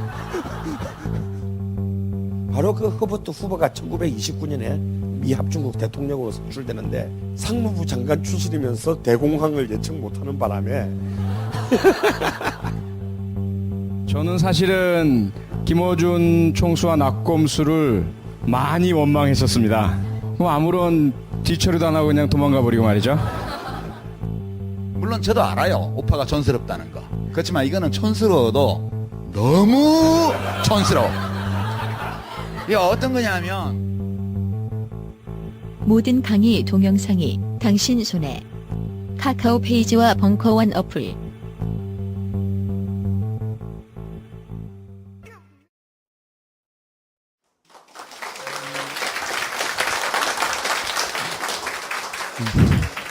예. 그럼 이어서 그 박정희 시대 문화방송이 어떻게 그 변질되어 갔는가에 관한 그 이야기를 계속하도록 하겠습니다. 자, 그렇게 해서 이제 신문사를 방송사를 매각을 했어요. 그거를 여기 이제 앉은 분이 아까 그 얘기 나왔던 김상현 의원이고 조윤형 의원, 그 조병옥 선생 아들, 그 조순영 씨의 형입니다. 그리고 여기 이종남 의원, 김한수 의원인데 이 이종남 의원이라는 분이 국회에서 71년도 9월달 그러니까 선거 끝나고 한 5개월쯤 지나고 지방에서는 그 지방 그 분사 그게 계속 진행되고 있을 때 지방 MBC의 창사 작업이 계속 진행되고 있는 그 아직 마무리되지 않은 그 시점에서 71년 9월달에 국회에서 이 문제를 질의했습니다. 이걸 갖고서 이상하게 해서 선거 자금을 만든다는 소문이 있는데 진상이 어떻게 된 거냐 했더니 총리는 금시초문이요 그런 일 없어 이제 하는 식으로 했지만 그래도 그 문제를 지적을 했는데 유신이 나고 난 다음에 이 국회의원들이 다 잡혀간 거예요. 다 잡혀가서 이 양반은 정말 죽도록 고문을 당해서 고문 받다가 쓰러지, 그리고 이제 이 양반이 또 얘기를 한 게 중앙정보부 해체하라와 5.16 장학회 해체해라. 그리고 문화방송 그 흑막을 밝혀라. 그런 얘기했다가 이제 끌려가서 죽도록 고문을 당한 거고요. 이게 천주교, 원주는 군사도시 아닙니까? 그러니까 산업이 별로 없단 말이에요. 그래서 원주 문화방송을 세우는데 그거를 그럼 인수할 사람이 없으니까 어떻게 됐냐면 카톨릭이 맡은 거예요. 지학순 주교님의 원주 교구장이죠. 근데 지학순 주교님의 원래 극우파입니다. 그리고 카톨릭에서 군종 교구장이에요. 그래서 군대하고 아주 친했던 분이에요. 근데 저 나라에서 하는 얘기인데 원주는 산업도 없고 뭐 다른 지역사정 뻔한데 그럼 차라리 우리 카톨릭이 인수합시다 해서 원주 교구가 인수를 했어요. 근데 인수해놓고 보니까 뭐예요? 사기를 당한 거잖아요. 40을 내야 하는데 60을 내라까지는 그래 그것까지는 하자 했는데 그게 60이면은 나머지 40이 있어서 100이 돼야 하는데 60밖에 없으니까 그 나머지 40이 어디 갔냐 해서 그거를 부정부패법제예요. 그러니까 이분은 그게 선거 자금으로 들어갔다 뭐 그런 거와는 상관없이 왜 우리 원주 MBC에 40을 넣기로 한 거를 안 넣는 거야. 그 차원에서 부정부패법제라고 이 주교님이 나서서 직접 그 데모를 하기 시작했어요. 그래서 이게 1971년도 가을에 원주에서 600명 천주교들. 지금 600이면 아무것도 아닌 것 같죠? 여러분 그거 아니에요. 저 유신 때 500명 이상 모였던 기억이 거의 없습니다. 500명 이상 모일 수가 없었죠. 근데 뭐 지금 그러니까 5,000명, 10,000명 모이는 걸 우습게 생각하는 우리가 촛불 집회 지나고 난 다음에 그런 나쁜 버릇이 생겼지만 원래 데모는 600명이면 무지무지하게 많이 한 거예요. 그래서 이게 카톨릭이 그 보수적인 카톨릭이 민주화 운동에 동참하는 전기가 된 겁니다. 그러니까 이 MBC 사건이. 그러다가 결국 어떻게 됐습니까? 뭐 서울대생도 와서 데모하고 그러다가 이제 긴급조치 떨어졌을 때 지주교님 구속되셨잖아요. 그래서 이제 이게 그런 하나의 또 역사적 전기를 이룬 거고요. 자, 한국 비디오 사건, 밀수 사건이라는 게 있어요. 재벌과 밀수와 언론. 이게 참 조합이 묘합니다. 근데 사실은 뭐 시간이 없기 때문에 결론부터 말하면 이것은 이병철 입장에서 이병철이가 죽을 죄를 진 거기도 하지만 이병철 입장에서는 또 억울하기도 한 사건이에요. 여러모로 억울합니다. 왜냐하면은 이 밀수는 이병철이가 어떻게 재벌이 밀수하냐라고 문매를 맞았죠. 그리고 재벌이 밀수한다는 게 말이 안 되는데 사실은 더 말이 안 되는 흑막이 있습니다. 이 밀수는 박정희랑 같이 한 거예요. 참, 이 대한민국이 참 이걸 어떻게 설명해야 할지 저도 참 난감합니다. 대한민국의 대통령과 대한민국의 최고 재벌이 밀수를 했다니요. 그런데 게다가 성공을 못했다니요. 이거 걸렸어. 근데 하여튼 참 기막힌 사건이에요. 그 흑막을 한번 따져보죠. 이렇게 이제 그 앞서서 중앙일보가 창간이 됐어요. 중앙일보가 64년도에 이제 창간이 되는데 이병철이가 왜 경향신문을 이사하려고 했냐 하면은 부정축제자도 잡혀가서 보니까 전부 다 이병철 하면서 뚫겨 패는데 언론에서 맞아보니까 되게 아픈 거예요. 이런 때 나에게 언론이 있었으면. 그 한이 맺혀서 경향신문을 인수하려고 했다가 실패한 거죠. 그러니까 그럼 내가 만든다. 그러니까 중앙일보가 처음 등장했을 때 다른 언론사들이 굉장히 경계를 했습니다. 강력한 경쟁지가 출현했다. 그것뿐만이 아니죠. 왜냐하면은 그 당시에 국내에서 제일 큰 제지회사인 전주제지가 삼성거였잖아요. 그러니까 이게 저 전주제지를 갖고 우리를 또 옥죄면 신문 용지를 중앙일보만 주고 우리 안 주면 어떻게 하나. 현재 뭐 그런 걱정까지 하면서 하고 있을 때였습니다. 동양방송도 이게 지금 신세계죠. 그러니까 신세계 꼭대기에 동양방송을 처음 만들었습니다. 나중에 이제 그러다가 어디입니까? 여기 돈 한 분 있는데 그쪽에 근데 삼성 재벌이 밀수를 한 게 정치 문제가 됐어요. 이게 굉장히 웃긴 게 5월 달에 걸렸습니다. 5월 달에 걸리고 그거를 부산에서 걸려서 경남일보인가 뭐 경남 무슨 신문이 경남에서 발행되는 신문이 꽤 크게 났어요. 그런데 그걸 얼른 가서 삼성이 막았습니다. 근데 그게 왜 걸렸냐 하면은 아마도 김종필 쪽에서 이 눈치를 채고 정치 자금을 내라. 근데 이병철 입장에서는 뭐예요? 박정희랑 직통으로 했는데 김종필한테 주고 싶지 않았겠죠. 그리고 그때 김종필이는 또 박정희한테 눈밖에 나서 자의반 타의반 해서 외유하고 뭐 이제 그럴 때니까.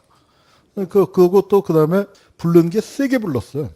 이거 다 해봐야 이병철이 계산으로 하면은 이 차 띄고 포 띄고 뭐 하고 나면은 남는 게 얼마 안 되는데 그거의 절반 이상을 내놓으라고 하니까.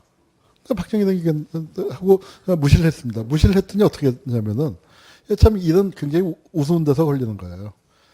그쪽에서는 딱 해서 세관원한테 어떤 흉악한 밀수범이 있다. 그 현장을 같이 덮치자. 그래갖고 부산 세관에서는 밀수범이 있다니까 출동을 해서 덮쳤어요. 덮쳐서 잡았어. 잡았으니까 이게 관에서 입건이 됐잖아요. 그래서 이제 문제가 되고 캐보니까 배후에 삼성이 있다는 거야. 그래서 그걸 신문기자가 알고 했는데 위에서 세관에서도 덮고 뭐 다 손을 써놨으니까 중앙정보부에서도 덮고 뭐 해서 일단 덮였습니다. 그러니까 김종필 쪽에서는 화가 나니까 그걸 갖고 또 다시 어떻게 하다가 9월 달에 이번에는 그러니까 다른 언론과 뭐 경향신문이 또 터뜨리고 뭐 하면서 이게 이제 터지기 시작을 했습니다. 그래서 그렇게 이제 다시 터지니까 모든 언론들이 이제 다 받아서. 그러니까 그때 경향신문 편집국장에게는 자기는 지나가다 어디서 들었다. 삼성이 밀수했다는 얘기를. 그래서 그걸 갖고 취재 좀 해봐라라고 일주일 동안 얘기했더니 이만큼을 취재해 갖고 왔대. 이만큼을 확인해서 밀수는 사실이다. 그래서 신문기사가 얼마 크게 나가질 못했는데 채울 게 없으니까. 근데 자기네 기사가 나갔더니 2시간 만에 동아일보에서 한 면을 다 채워서 기사가 나가더라. 그러니까 그거는 뭐 동아일보는 이미 알고 있었는데 눈치 보고 안 쓰고 있다가 경향신문에서 터지니까 이제 나간 거죠. 그때 이제 문제가 된 게 사카린이에요, 사카린. 우리가 그래서 사카린을 불량식품의 대명사처럼 되는데 또 뭐 화학하는 분들 얘기로는 사카린이 인체에 무해하다고 그러네요. 우리는 저는 잘 모르겠습니다. 근데 사카린은 무해한 거다. 근데 우리가 역사적으로 이미지가, 이런 밀수 뭐 이제 그런 게 있었는데, 요게 터지게 된 것도 또 웃겨요. 왜냐면은, 그러니까 이제 밀수를 하게 된 계기는 삼성이 일본에서 한국 비료를 재면서 기계를 도입을 할 거 아닙니까? 그 공장을 지을 때 기계를 도입하는데, 그러면은 리베이트 단계 있죠. 관행적으로 리베이트가 붙는데, 그 리베이트를 갖고, 리베이트가 100만 불인데, 그 100만 불, 그러니까 그 당시로서 어마어마하게 큰 돈이죠. 그 100만 불 리베이트가 들어오니까 그걸 어떻게 하면 좋겠냐 했더니 박정희한테 그걸 들여오는 방법에 대해서 강구했더니 이병철 큰아들 얘기입니다. 이맹희. 비운의 황태자라고. 그래서 요새 지금 이건희하고 소송하는 박정희한테 자기 아버지가 가서 보고를 한 게 잘못이었다. 그냥 현금으로 들어오든지 일본에다 두고 다른 삼성 해외 거기서 쓸 걸. 했더니 박정희가 그걸 늘리자. 그래서 물건으로 들여와서 돈이라는 게 다 그렇잖아. 항상 몇십억을 한 20억 이상 끼면은 2억쯤 모자라고, 1억이 있으면 2천만 원 모자라고, 100만 원이 있으면 쓸 때가 한 120만 원만 더 있으면 좋겠는데, 사람들 다 그렇잖아요. 근데 이제 통이 크게 차라리 물건을 사와서 국내에서 처분을 하자.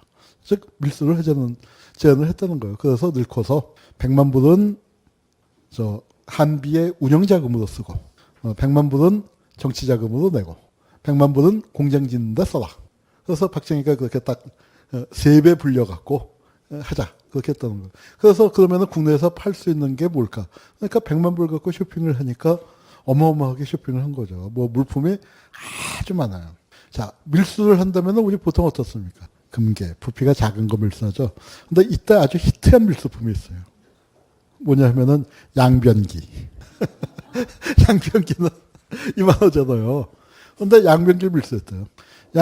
그러니까 그만큼 이제 양변기를 국내에서 이제 고급 주택들을 부자들이 지을 때 이제 재래식 화장실을 하고 양변기를 갖다 놓는 건데, 이맹희의 실패담이 나옵니다. 양변기를 수입을 해서 양변기를 100개를 수입을 해서 그래서 물건을 풀었더니 세상에 양변기가 하나에 15만 원인데 일본에서 산 건 3만 원이고 그래서 3만 원을 사서 15만 원을 풀면은 이게 개당 12만 원 남겠다. 이제 그렇게 계산을 하는데 양변기 100개를 풀었더니 양변기 값이 다음날 10만 원으로 떨어졌대. 그러니까 그만큼 소요 공급에서 희소했던 거고. 그러니까 그런 식으로 물건들에서 이제 뭐 솔직히 장사를 그렇게 잘하지 못했다 했고 이 사건이 터진 건 뭐냐면 사카린을 밀수했잖아요. 근데 그 전에 사카린을 쓰던 데가 있을 거 아니에요.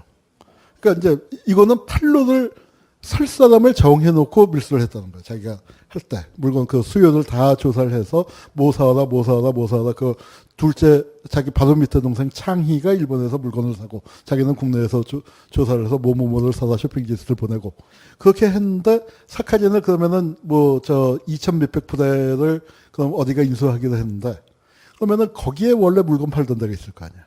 거기는 정상적으로 공급을 하려는데 필요 없어 하고 안 사니까 야 이거 어떻게 된 거야. 사카린 수입이라는 게 뻔한 허가받고 수입하는 거 우리밖에 없는데 뻔한데 이거 밀수하는구나. 그리고 거기가 또 찌르고 뭐 이제 그렇게 해서 하여튼 사건이 터졌습니다. 그러니까 최고 재벌 그러니까 들여오는 건 문제없이 들여왔는데 들여오고 난 다음에 저 물건을 이제 처분해 나가는 과정에서 거기가 털린 거죠. 그러니까 이제 별의별 일들이 다 벌어지는 거고 여기 그게 금북화학이라는 데가 사카린을 사서 이제 돈을 대기로 했던 데인데 금북화학에 사카린 대던 데가 이제 또 찌르고 그래서 이제 이게 이병철 재산 특별조사반이 만들어지고 그래서 이병철이 이제 소환돼서 조사를 받습니다. 한 번 가고 두 번 가고 그리고 여기 대통령 그때 재무장관 나중에 이제 비서실장했던 비서실장을 9년 했죠. 김정념 씨도 잡혀가서 조사를 받고 그래서 이제 국회에서 도대체 뭐가 모자라서 밀수를 하는가. 여론이 그럴 수밖에 없죠. 이병철이 별명이 그때 뭐였습니까?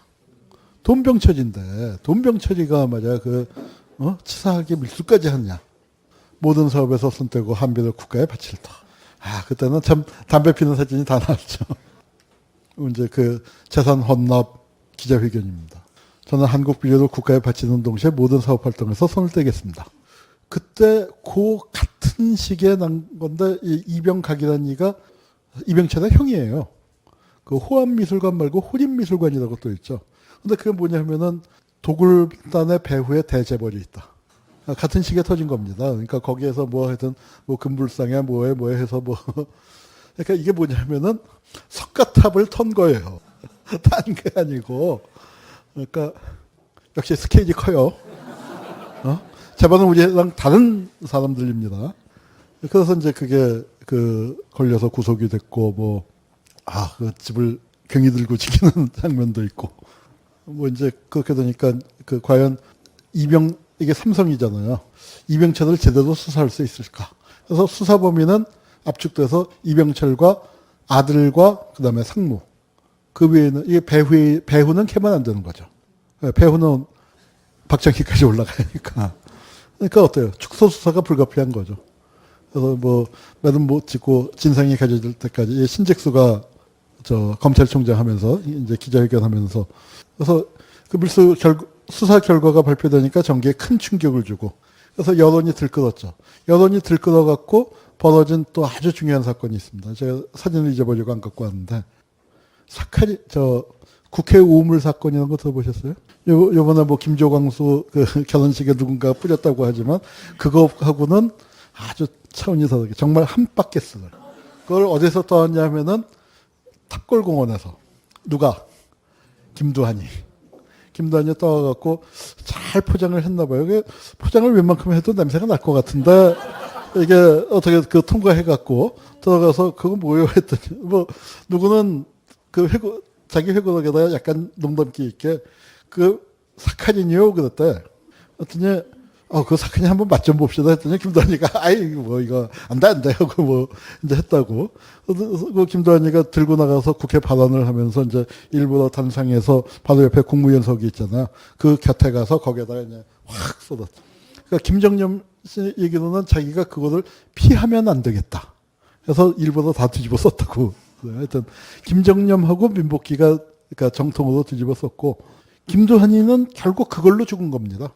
그걸로 붙잡혀서 뚫겨 맞아갖고, 그거는 제가 김을동 씨한테 한번 직접 들었는데, 그때 갔다 온 다음에는 뭐 제대로 빌빌 하면서 자기 아버지가 제대로 걷지 못하다가 시름시름 앓다가 뭐 그거 잡혀갔다 온 지 한 3, 4년 뒤에 죽었죠.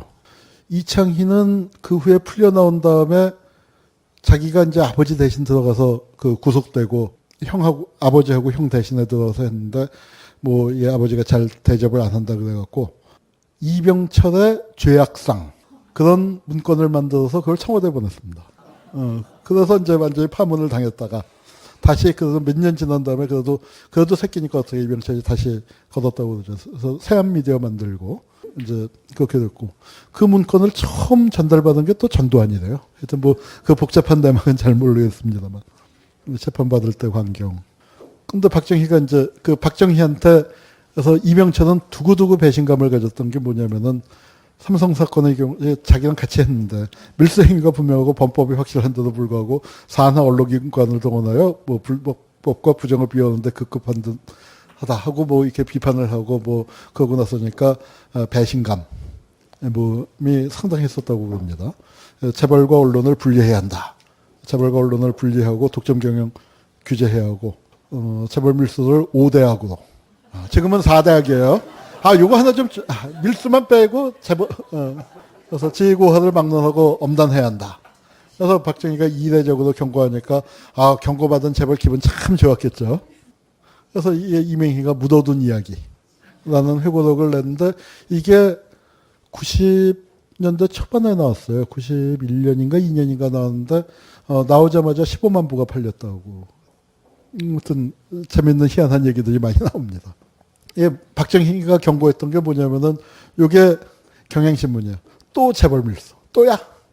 근데 이건 뭐예요? 사카린 밀수 사실과 다르다. 어디예요? 중앙일보. 그리고 이건 직원 개인의 비행입니다. 그리고 이미 5월달에 처벌받은 건데 왜 9월달에 와서 다시 떠드느냐? 사실과 다르다 있고요. 그다음에 또 이제 PDF가 여긴 안 되더라고요. 그래서 양벌제 적용 불가, 재심사 필요 없다. 뭐 이제 이렇게 봐주는 봐주는 식의 얘기가 늘 나오고 뭐 신문으로 나오고 기사로도 나오고 칼럼으로 나오고 사설로 나오고 장난이 아니었습니다. 그랬더니 박정희가 이제 발행인 협회 기념식 아까는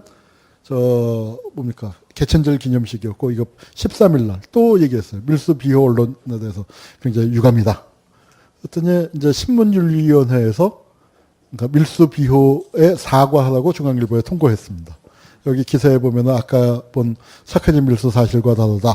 뭐 정상 절차에 따라 처벌했다. 양벌제 적용 불가 요거 했죠. 그리고 뭐 이런 칼럼란에다가 이제 칼럼이나 사설에서 한 거 지적을 했고요. 동양 TV하고 라디오. TV하고 라디오에서도 그 밀수 아니다라고 떠들어대니까. 그래서 요 사람들 신상초는 중앙일보 논설위원이었고 뭐 정충량, 김승한, 황성목까지 뭐 해서 출연 정지. 그러니까 그때만 해도 뭐예요? 재벌에 대한 국민의 감정이 지금은 어때요?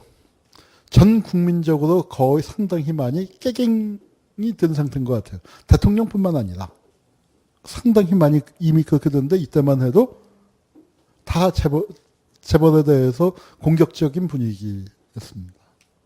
장준하 선생이 뭘 했냐면은 밀수 규탄해서 대통령 명예훼손 혐의로 구속이 되는 거예요. 이게 이제 잡혀갈 때 아들 이제 작별하는 건데 잡혀가는데 부인도 웃고 있죠. 뭐라고 했냐면은 이 규탄대회에서도 했고 또 그때는 신민당사가 지금 인사동 입구에 북인사 마당 있는 그 자리가 신민당사 자리거든요.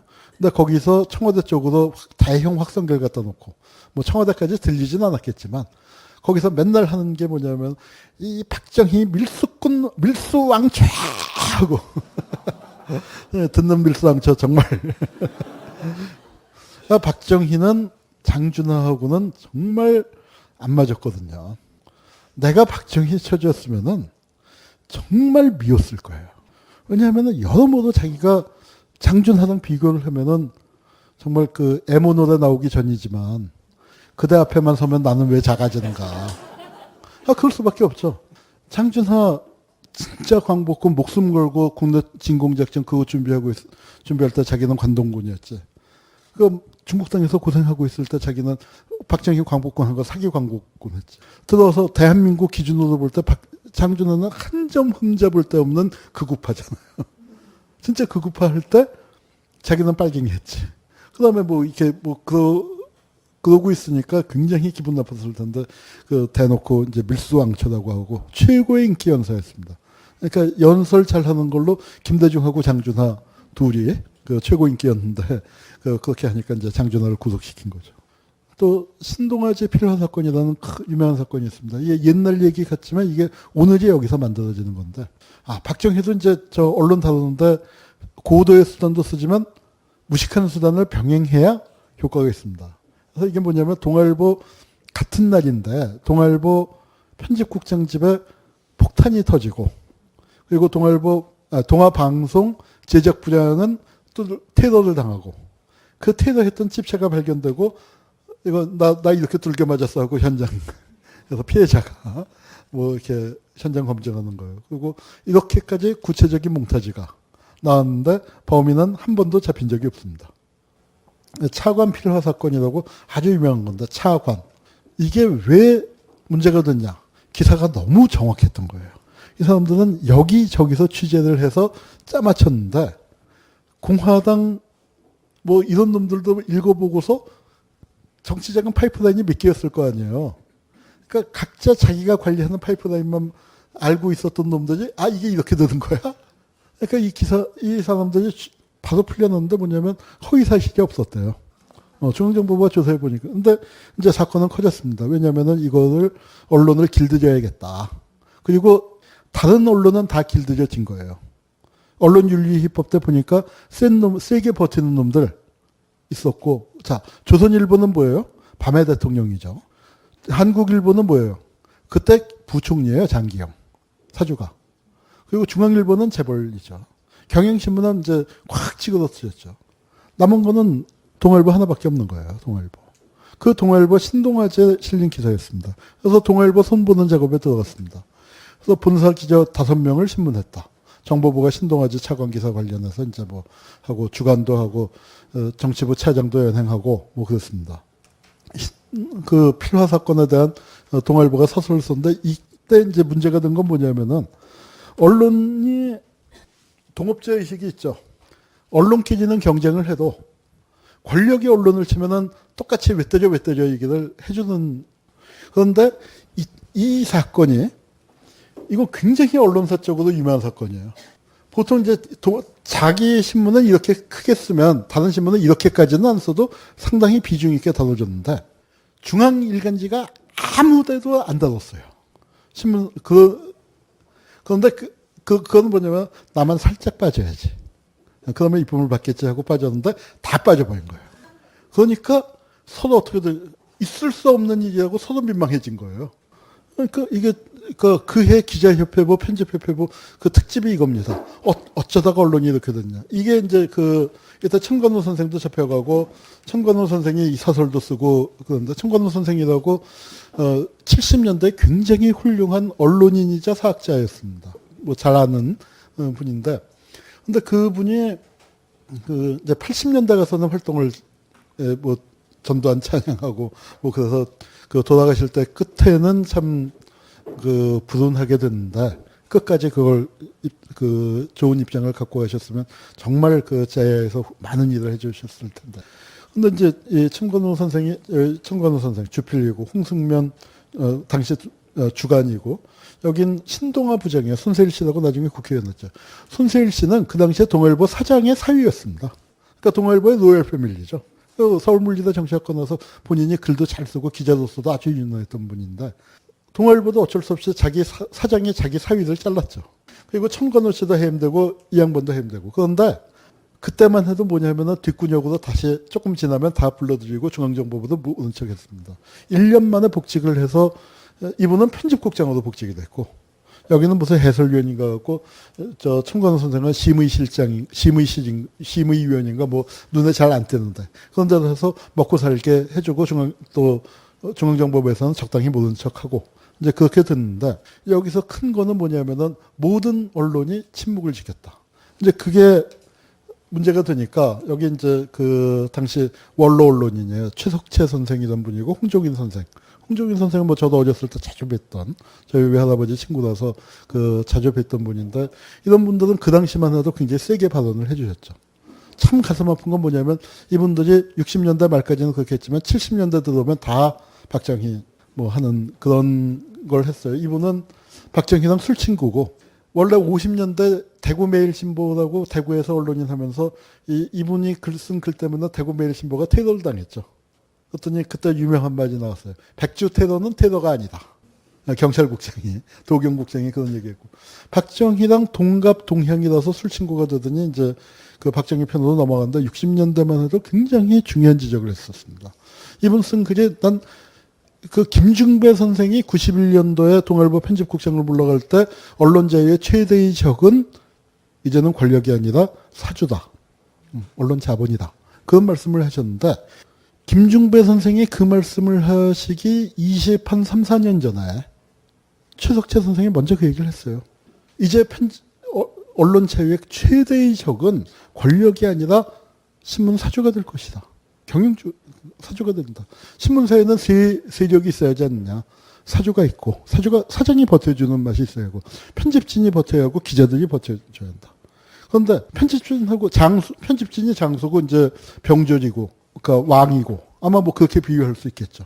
그런데 그 중에서 장수하고 병졸들이 아무리 열심히 싸워도 왕이 성문을 열어주면 어떻게 하냐. 그건 대책이 안 쓰는 거다.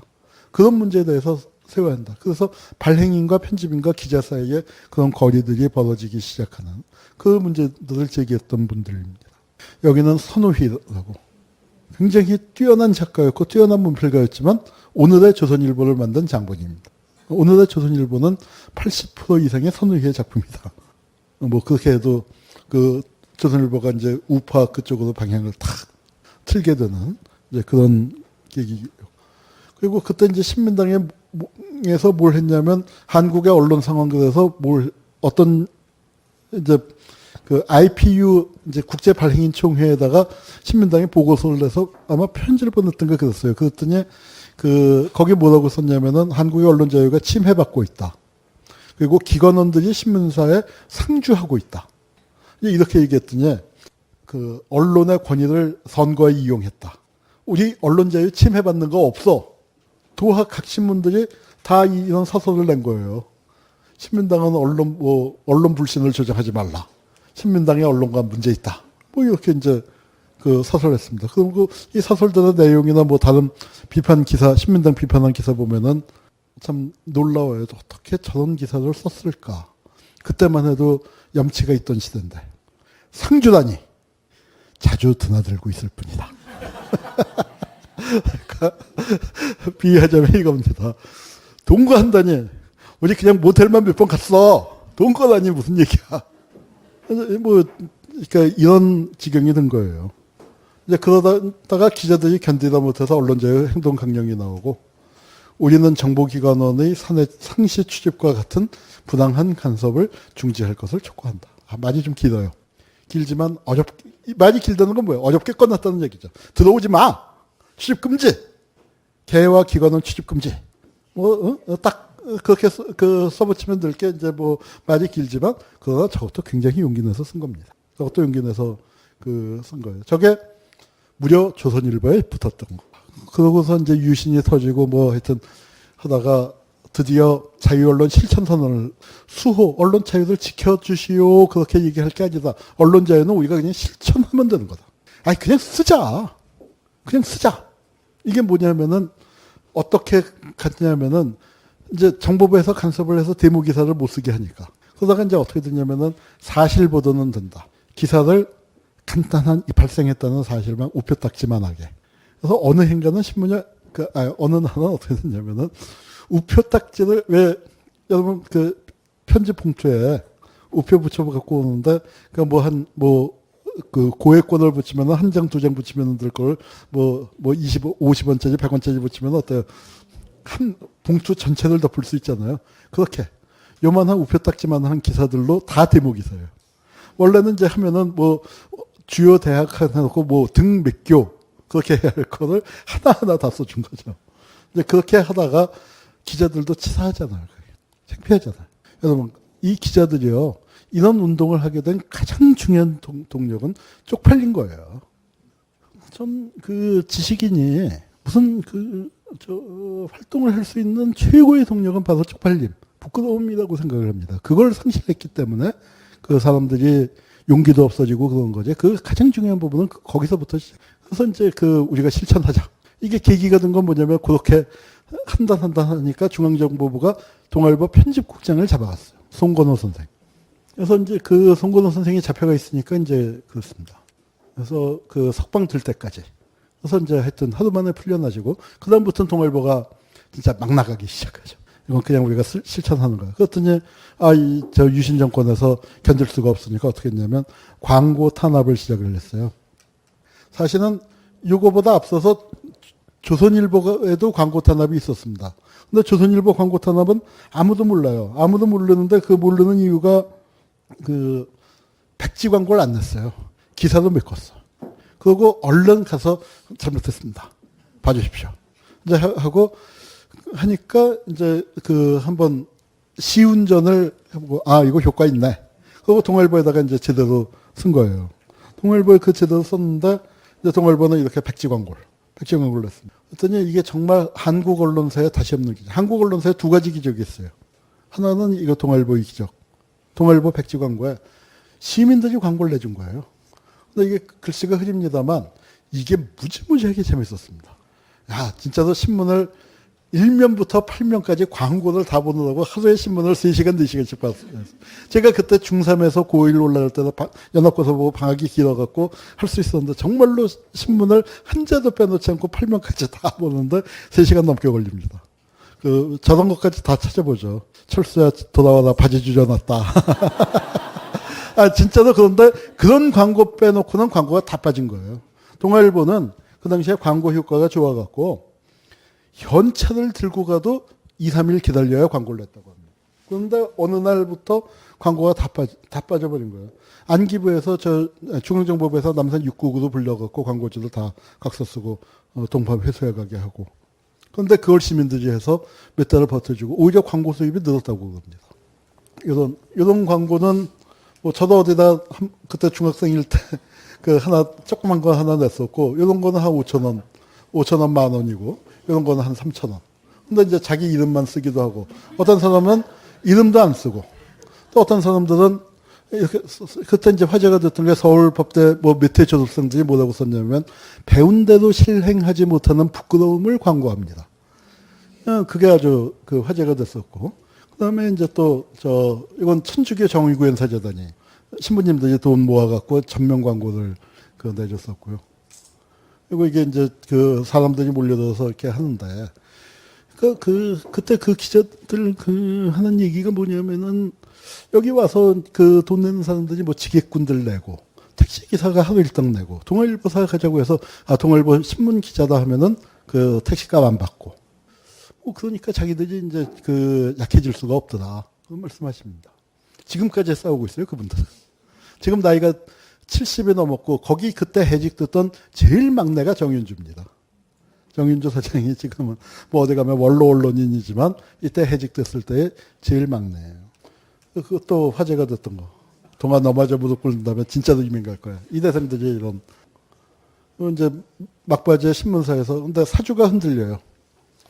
사주가 흔들리는데 사주 입장에서는 이해가 가는 부분도 있습니다. 그러니까 물론 잘못한 거지만 그러니까 그냥 조선일보, 동아일보 천황사진 싣고 어쩌고저쩌고 친일했잖아요. 그런데도 폐간당했잖아. 그런데도. 그러니까 사주 입장에서는 이 권력이 그게 30년밖에 안 됐고, 그러니까 우리 해도 보면은 전두환 시절 시간적인 거리도 치면은 그 정도밖에 안 됐으니까 거기서 이 권력이 이거 일본 제국주의보다 훨씬 더 독한 권력인데 폐간시킬 수도 있을 것이다. 그런 두려움을 가졌었던 것 같아요. 그러더니 결국 이제 기자들 농성하고 있는데, 깡패들을 동원해서 습격하고 기자들 쫓아내고. 이때 동아일보 사원이 한 400명 되는데 250명쯤이 농성하다가 끌려 나왔습니다. 근데 반 정도가 들어가고 반은 밖에 남았어요. 같이 농성하던 사람들인데. 그런데 참 안타까운 거 우리가 쉽게 생각할 때는 안과 밖에서 같이 협력해서 하면은 참 좋았을 텐데 현실은 늘 그렇지 않습니다. 이 사람들이 뭐예요? 동아일보 앞에서 출퇴근 시위를 해요. 근데 이 출퇴근 시위를 하는 게 이게 참 죽을 맛인 거예요. 거기 동아일보에 그냥 같이 농성하다가 이제 누구는 나오고 누구는 들어가냐면 야, 인마 너는 지금 어머니가 아프시잖아. 야, 인마 너는 동생이 4명이나 있잖아. 너는 뭐 애가 아프잖아. 뭐 이제 이런 사연들 때문에 서로 너는 들어가서 해라 뭐 이렇게 해서 이제 들어갔지만 이렇게 하면서 하니까 이게 처음에는 동정적이고 하다가 아이씨 저 새끼들 왜 밤낮 회사 앞에 와서 저래. 우리가 들어갈 때 그거 들어가는 게 입장을 바꿔놓고 생각하면 참 보기가 싫은 거죠. 제가 일제고사 거부해서 해직당한 선생님들 있잖아요. 그 선생님 중에 한 분이 내 수업을 듣고 있었어요. 어떻게? 그러니까 같이 가서 나도 뭐 다른 거 몰라도 하여튼 이진 씨가 하는데 나도 가서 이렇게 했는데 정말 힘들더라고요. 딱 가서 이제 나는 아무개 선생님의 선생님입니다. 팻말 들고 이렇게 딱 서 있는데 선생님들이 들어가잖아요. 근데 엊그제까지 같이 교무실에서 하하호호 웃던 선생님들이 정말로 눈길을 안 주고 가요. 정말로 무표정하게. 그러니까 차라리 돌아보고 가거나 눈짓으로도 하고 가면은 괜찮을 텐데 정말 무표정하게 앞만 보고 들어가는데 그걸 보고 있는데 내가 너무너무 힘들더라고요. 그러니까 이제 그렇게 되더니 우리가 잘랐냐 중앙정보부 앞에 가서 하지 청와대 앞에 가서 하지 저 새끼들 왜 저래. 그러더니 지금은 어떻게 됐어요. 가장 윈수가 돼버린. 그러니까 부끄러움이 자기 합리화로 작용하기 시작할 때 그게 아주 무서운 겁니다. 저기 130분 남아서 그분들은 거의 지금 다 모여요. 한두 번 빼놓고. 그리고 저게 동아일보가 망한 이유 중에 하나입니다. 동아일보는요. 그때까지 2등 없는 1등이에요. 그러니까 50년대나 60년대 초에는 경향신문하고 경쟁을 좀 했었지만 그 후로는 한 10여 년간 2등 없는 1등이었습니다. 중앙일보는 신생 재벌지고 조선일보는 아직까지 조선일보가 신문을 좀 재밌게 만들긴 하지만 그렇게 동아일보를 위협할 만큼 안 됐고 한국일보도 마찬가지고 그러니까 2등하고 격차가 확 떨어진 2위 그룹하고 그냥 단독 선두로 질주하던 동아일보가 왜 망했냐.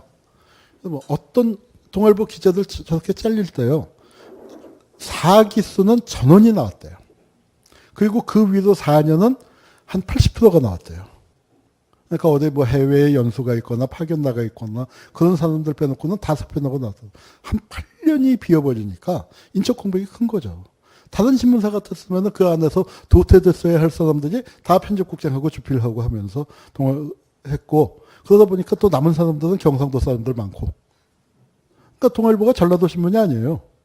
사실은 따져보면 동아일보가 경상도 사람들이 쫙 그 안에서 다 했습니다. 그렇게 되면서 기사 질 떨어져. 그 다음에 세상이 돌아가는 걸 신문사가 판단을 잘못한 게 조석관 그 체제할 때 뒤늦게 조간으로 갔잖아요. 우리는 계속 석관 해왔으니까 석관으로 남아야 되는데 이미 세상은 변해갖고 그러니까 종이신문의 시장이 조간 쪽으로 확 가는데 그 타이밍 놓치고 뭐 이제 그러다 보니까 그 동아일보가 이제 몰락을 한 거죠. 자, 이거는 MBC가 불탔습니다. 아니, 어떤 폭도들이 방송국에 불을 질렀을까요? 근데 우리 역사에는 못된 언론사에 불을 지르는 아름다운 전통이 있습니다. 4.19 때 이래로. 4.19 때 서울신문사 불태웠잖아요. 우리는 폭력 시위를 안 하지만, 여기서도 굉장히 폭력을 행사 안 했지만, 딱 여기. 그리고 저 때도, 부마항쟁 때도 신문사 공격했었고, 불태우진 못했지만, 여기 했어요. 언론에서, 왜냐하면은 방송 틀어보면 맨날 폭도 어쩌고저쩌고. 그런데 실제 저건 잘 나갔었습니다.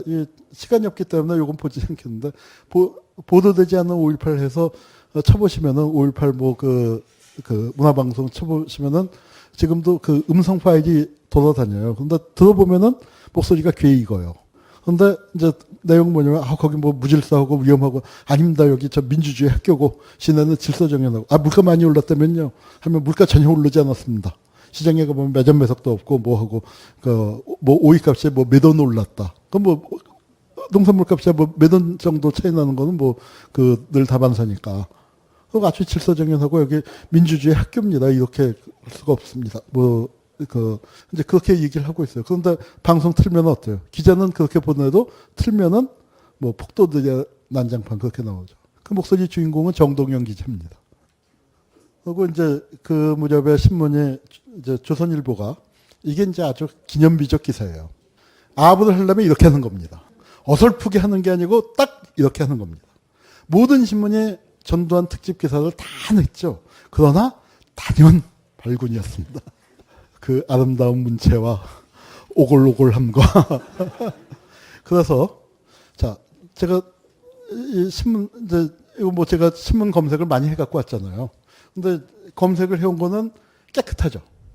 요새 네이버 화질이 아주 좋습니다. 근데 조선일보는 이제 조선일보 자체해서 조선일보도 굉장히 좋은 화질을 했는데 요거는요 검색이 안 돼요. 조선일보 검색 시스템이 아주 좋은데 1980년 8월 23일자 3면은 안 뜹니다. 지들이 생각해도 쪽팔린 거예요. 요거 서비스를 한번 미친 척하고 한번 이거 지면 PDF를 좀 한번 보내주세요 하고 깨끗한 거 한번 2,000원 내면 주는 서비스가 있는데 그걸 한번 신청해 볼까 생각 중인데 이게 조선일보가 80년 이때를 기점으로 해서 동아일보를 추월하고 신문의 서열이 그러니까 조동중이었다가 동아일보가 더 추락해서 중앙일보한테도 추월당하는 이제 신문방송 통폐합해서 언론인이 1,000명이 잘렸습니다. 근데 그때 웃긴 건 뭐냐면은 1,000명이 잘렸는데 다 어떻게 잘렸겠습니까? 보안사에서 잘라라고 해서 잘랐던데 나중에 50 청문회란 걸 했죠. 88년도에. 그러면서 그때 언론 청문회를 또 했는데 언론 청문회를 하면서 문건을 찾아보니까 보안사에서 잘라라고 한 사람은 다 합쳐서 300명밖에 안 돼. 그런데 언론사에서는 몇 명을 잘랐어요? 1,000명을 잘랐어. 누가 잘랐겠습니까? 사주가 핑계김에. 그래서 하여튼 그 웃기는 일들이 벌어졌습니다. 이거는 저거예요. 그러니까 TBC 고별년. 그러니까 동양방송이 이제 그 문을 닫게 되는 건데 저 고별년 하면서 아나운서가 울었죠. 그래서 그 아나운서는 그 후에 출연 정지.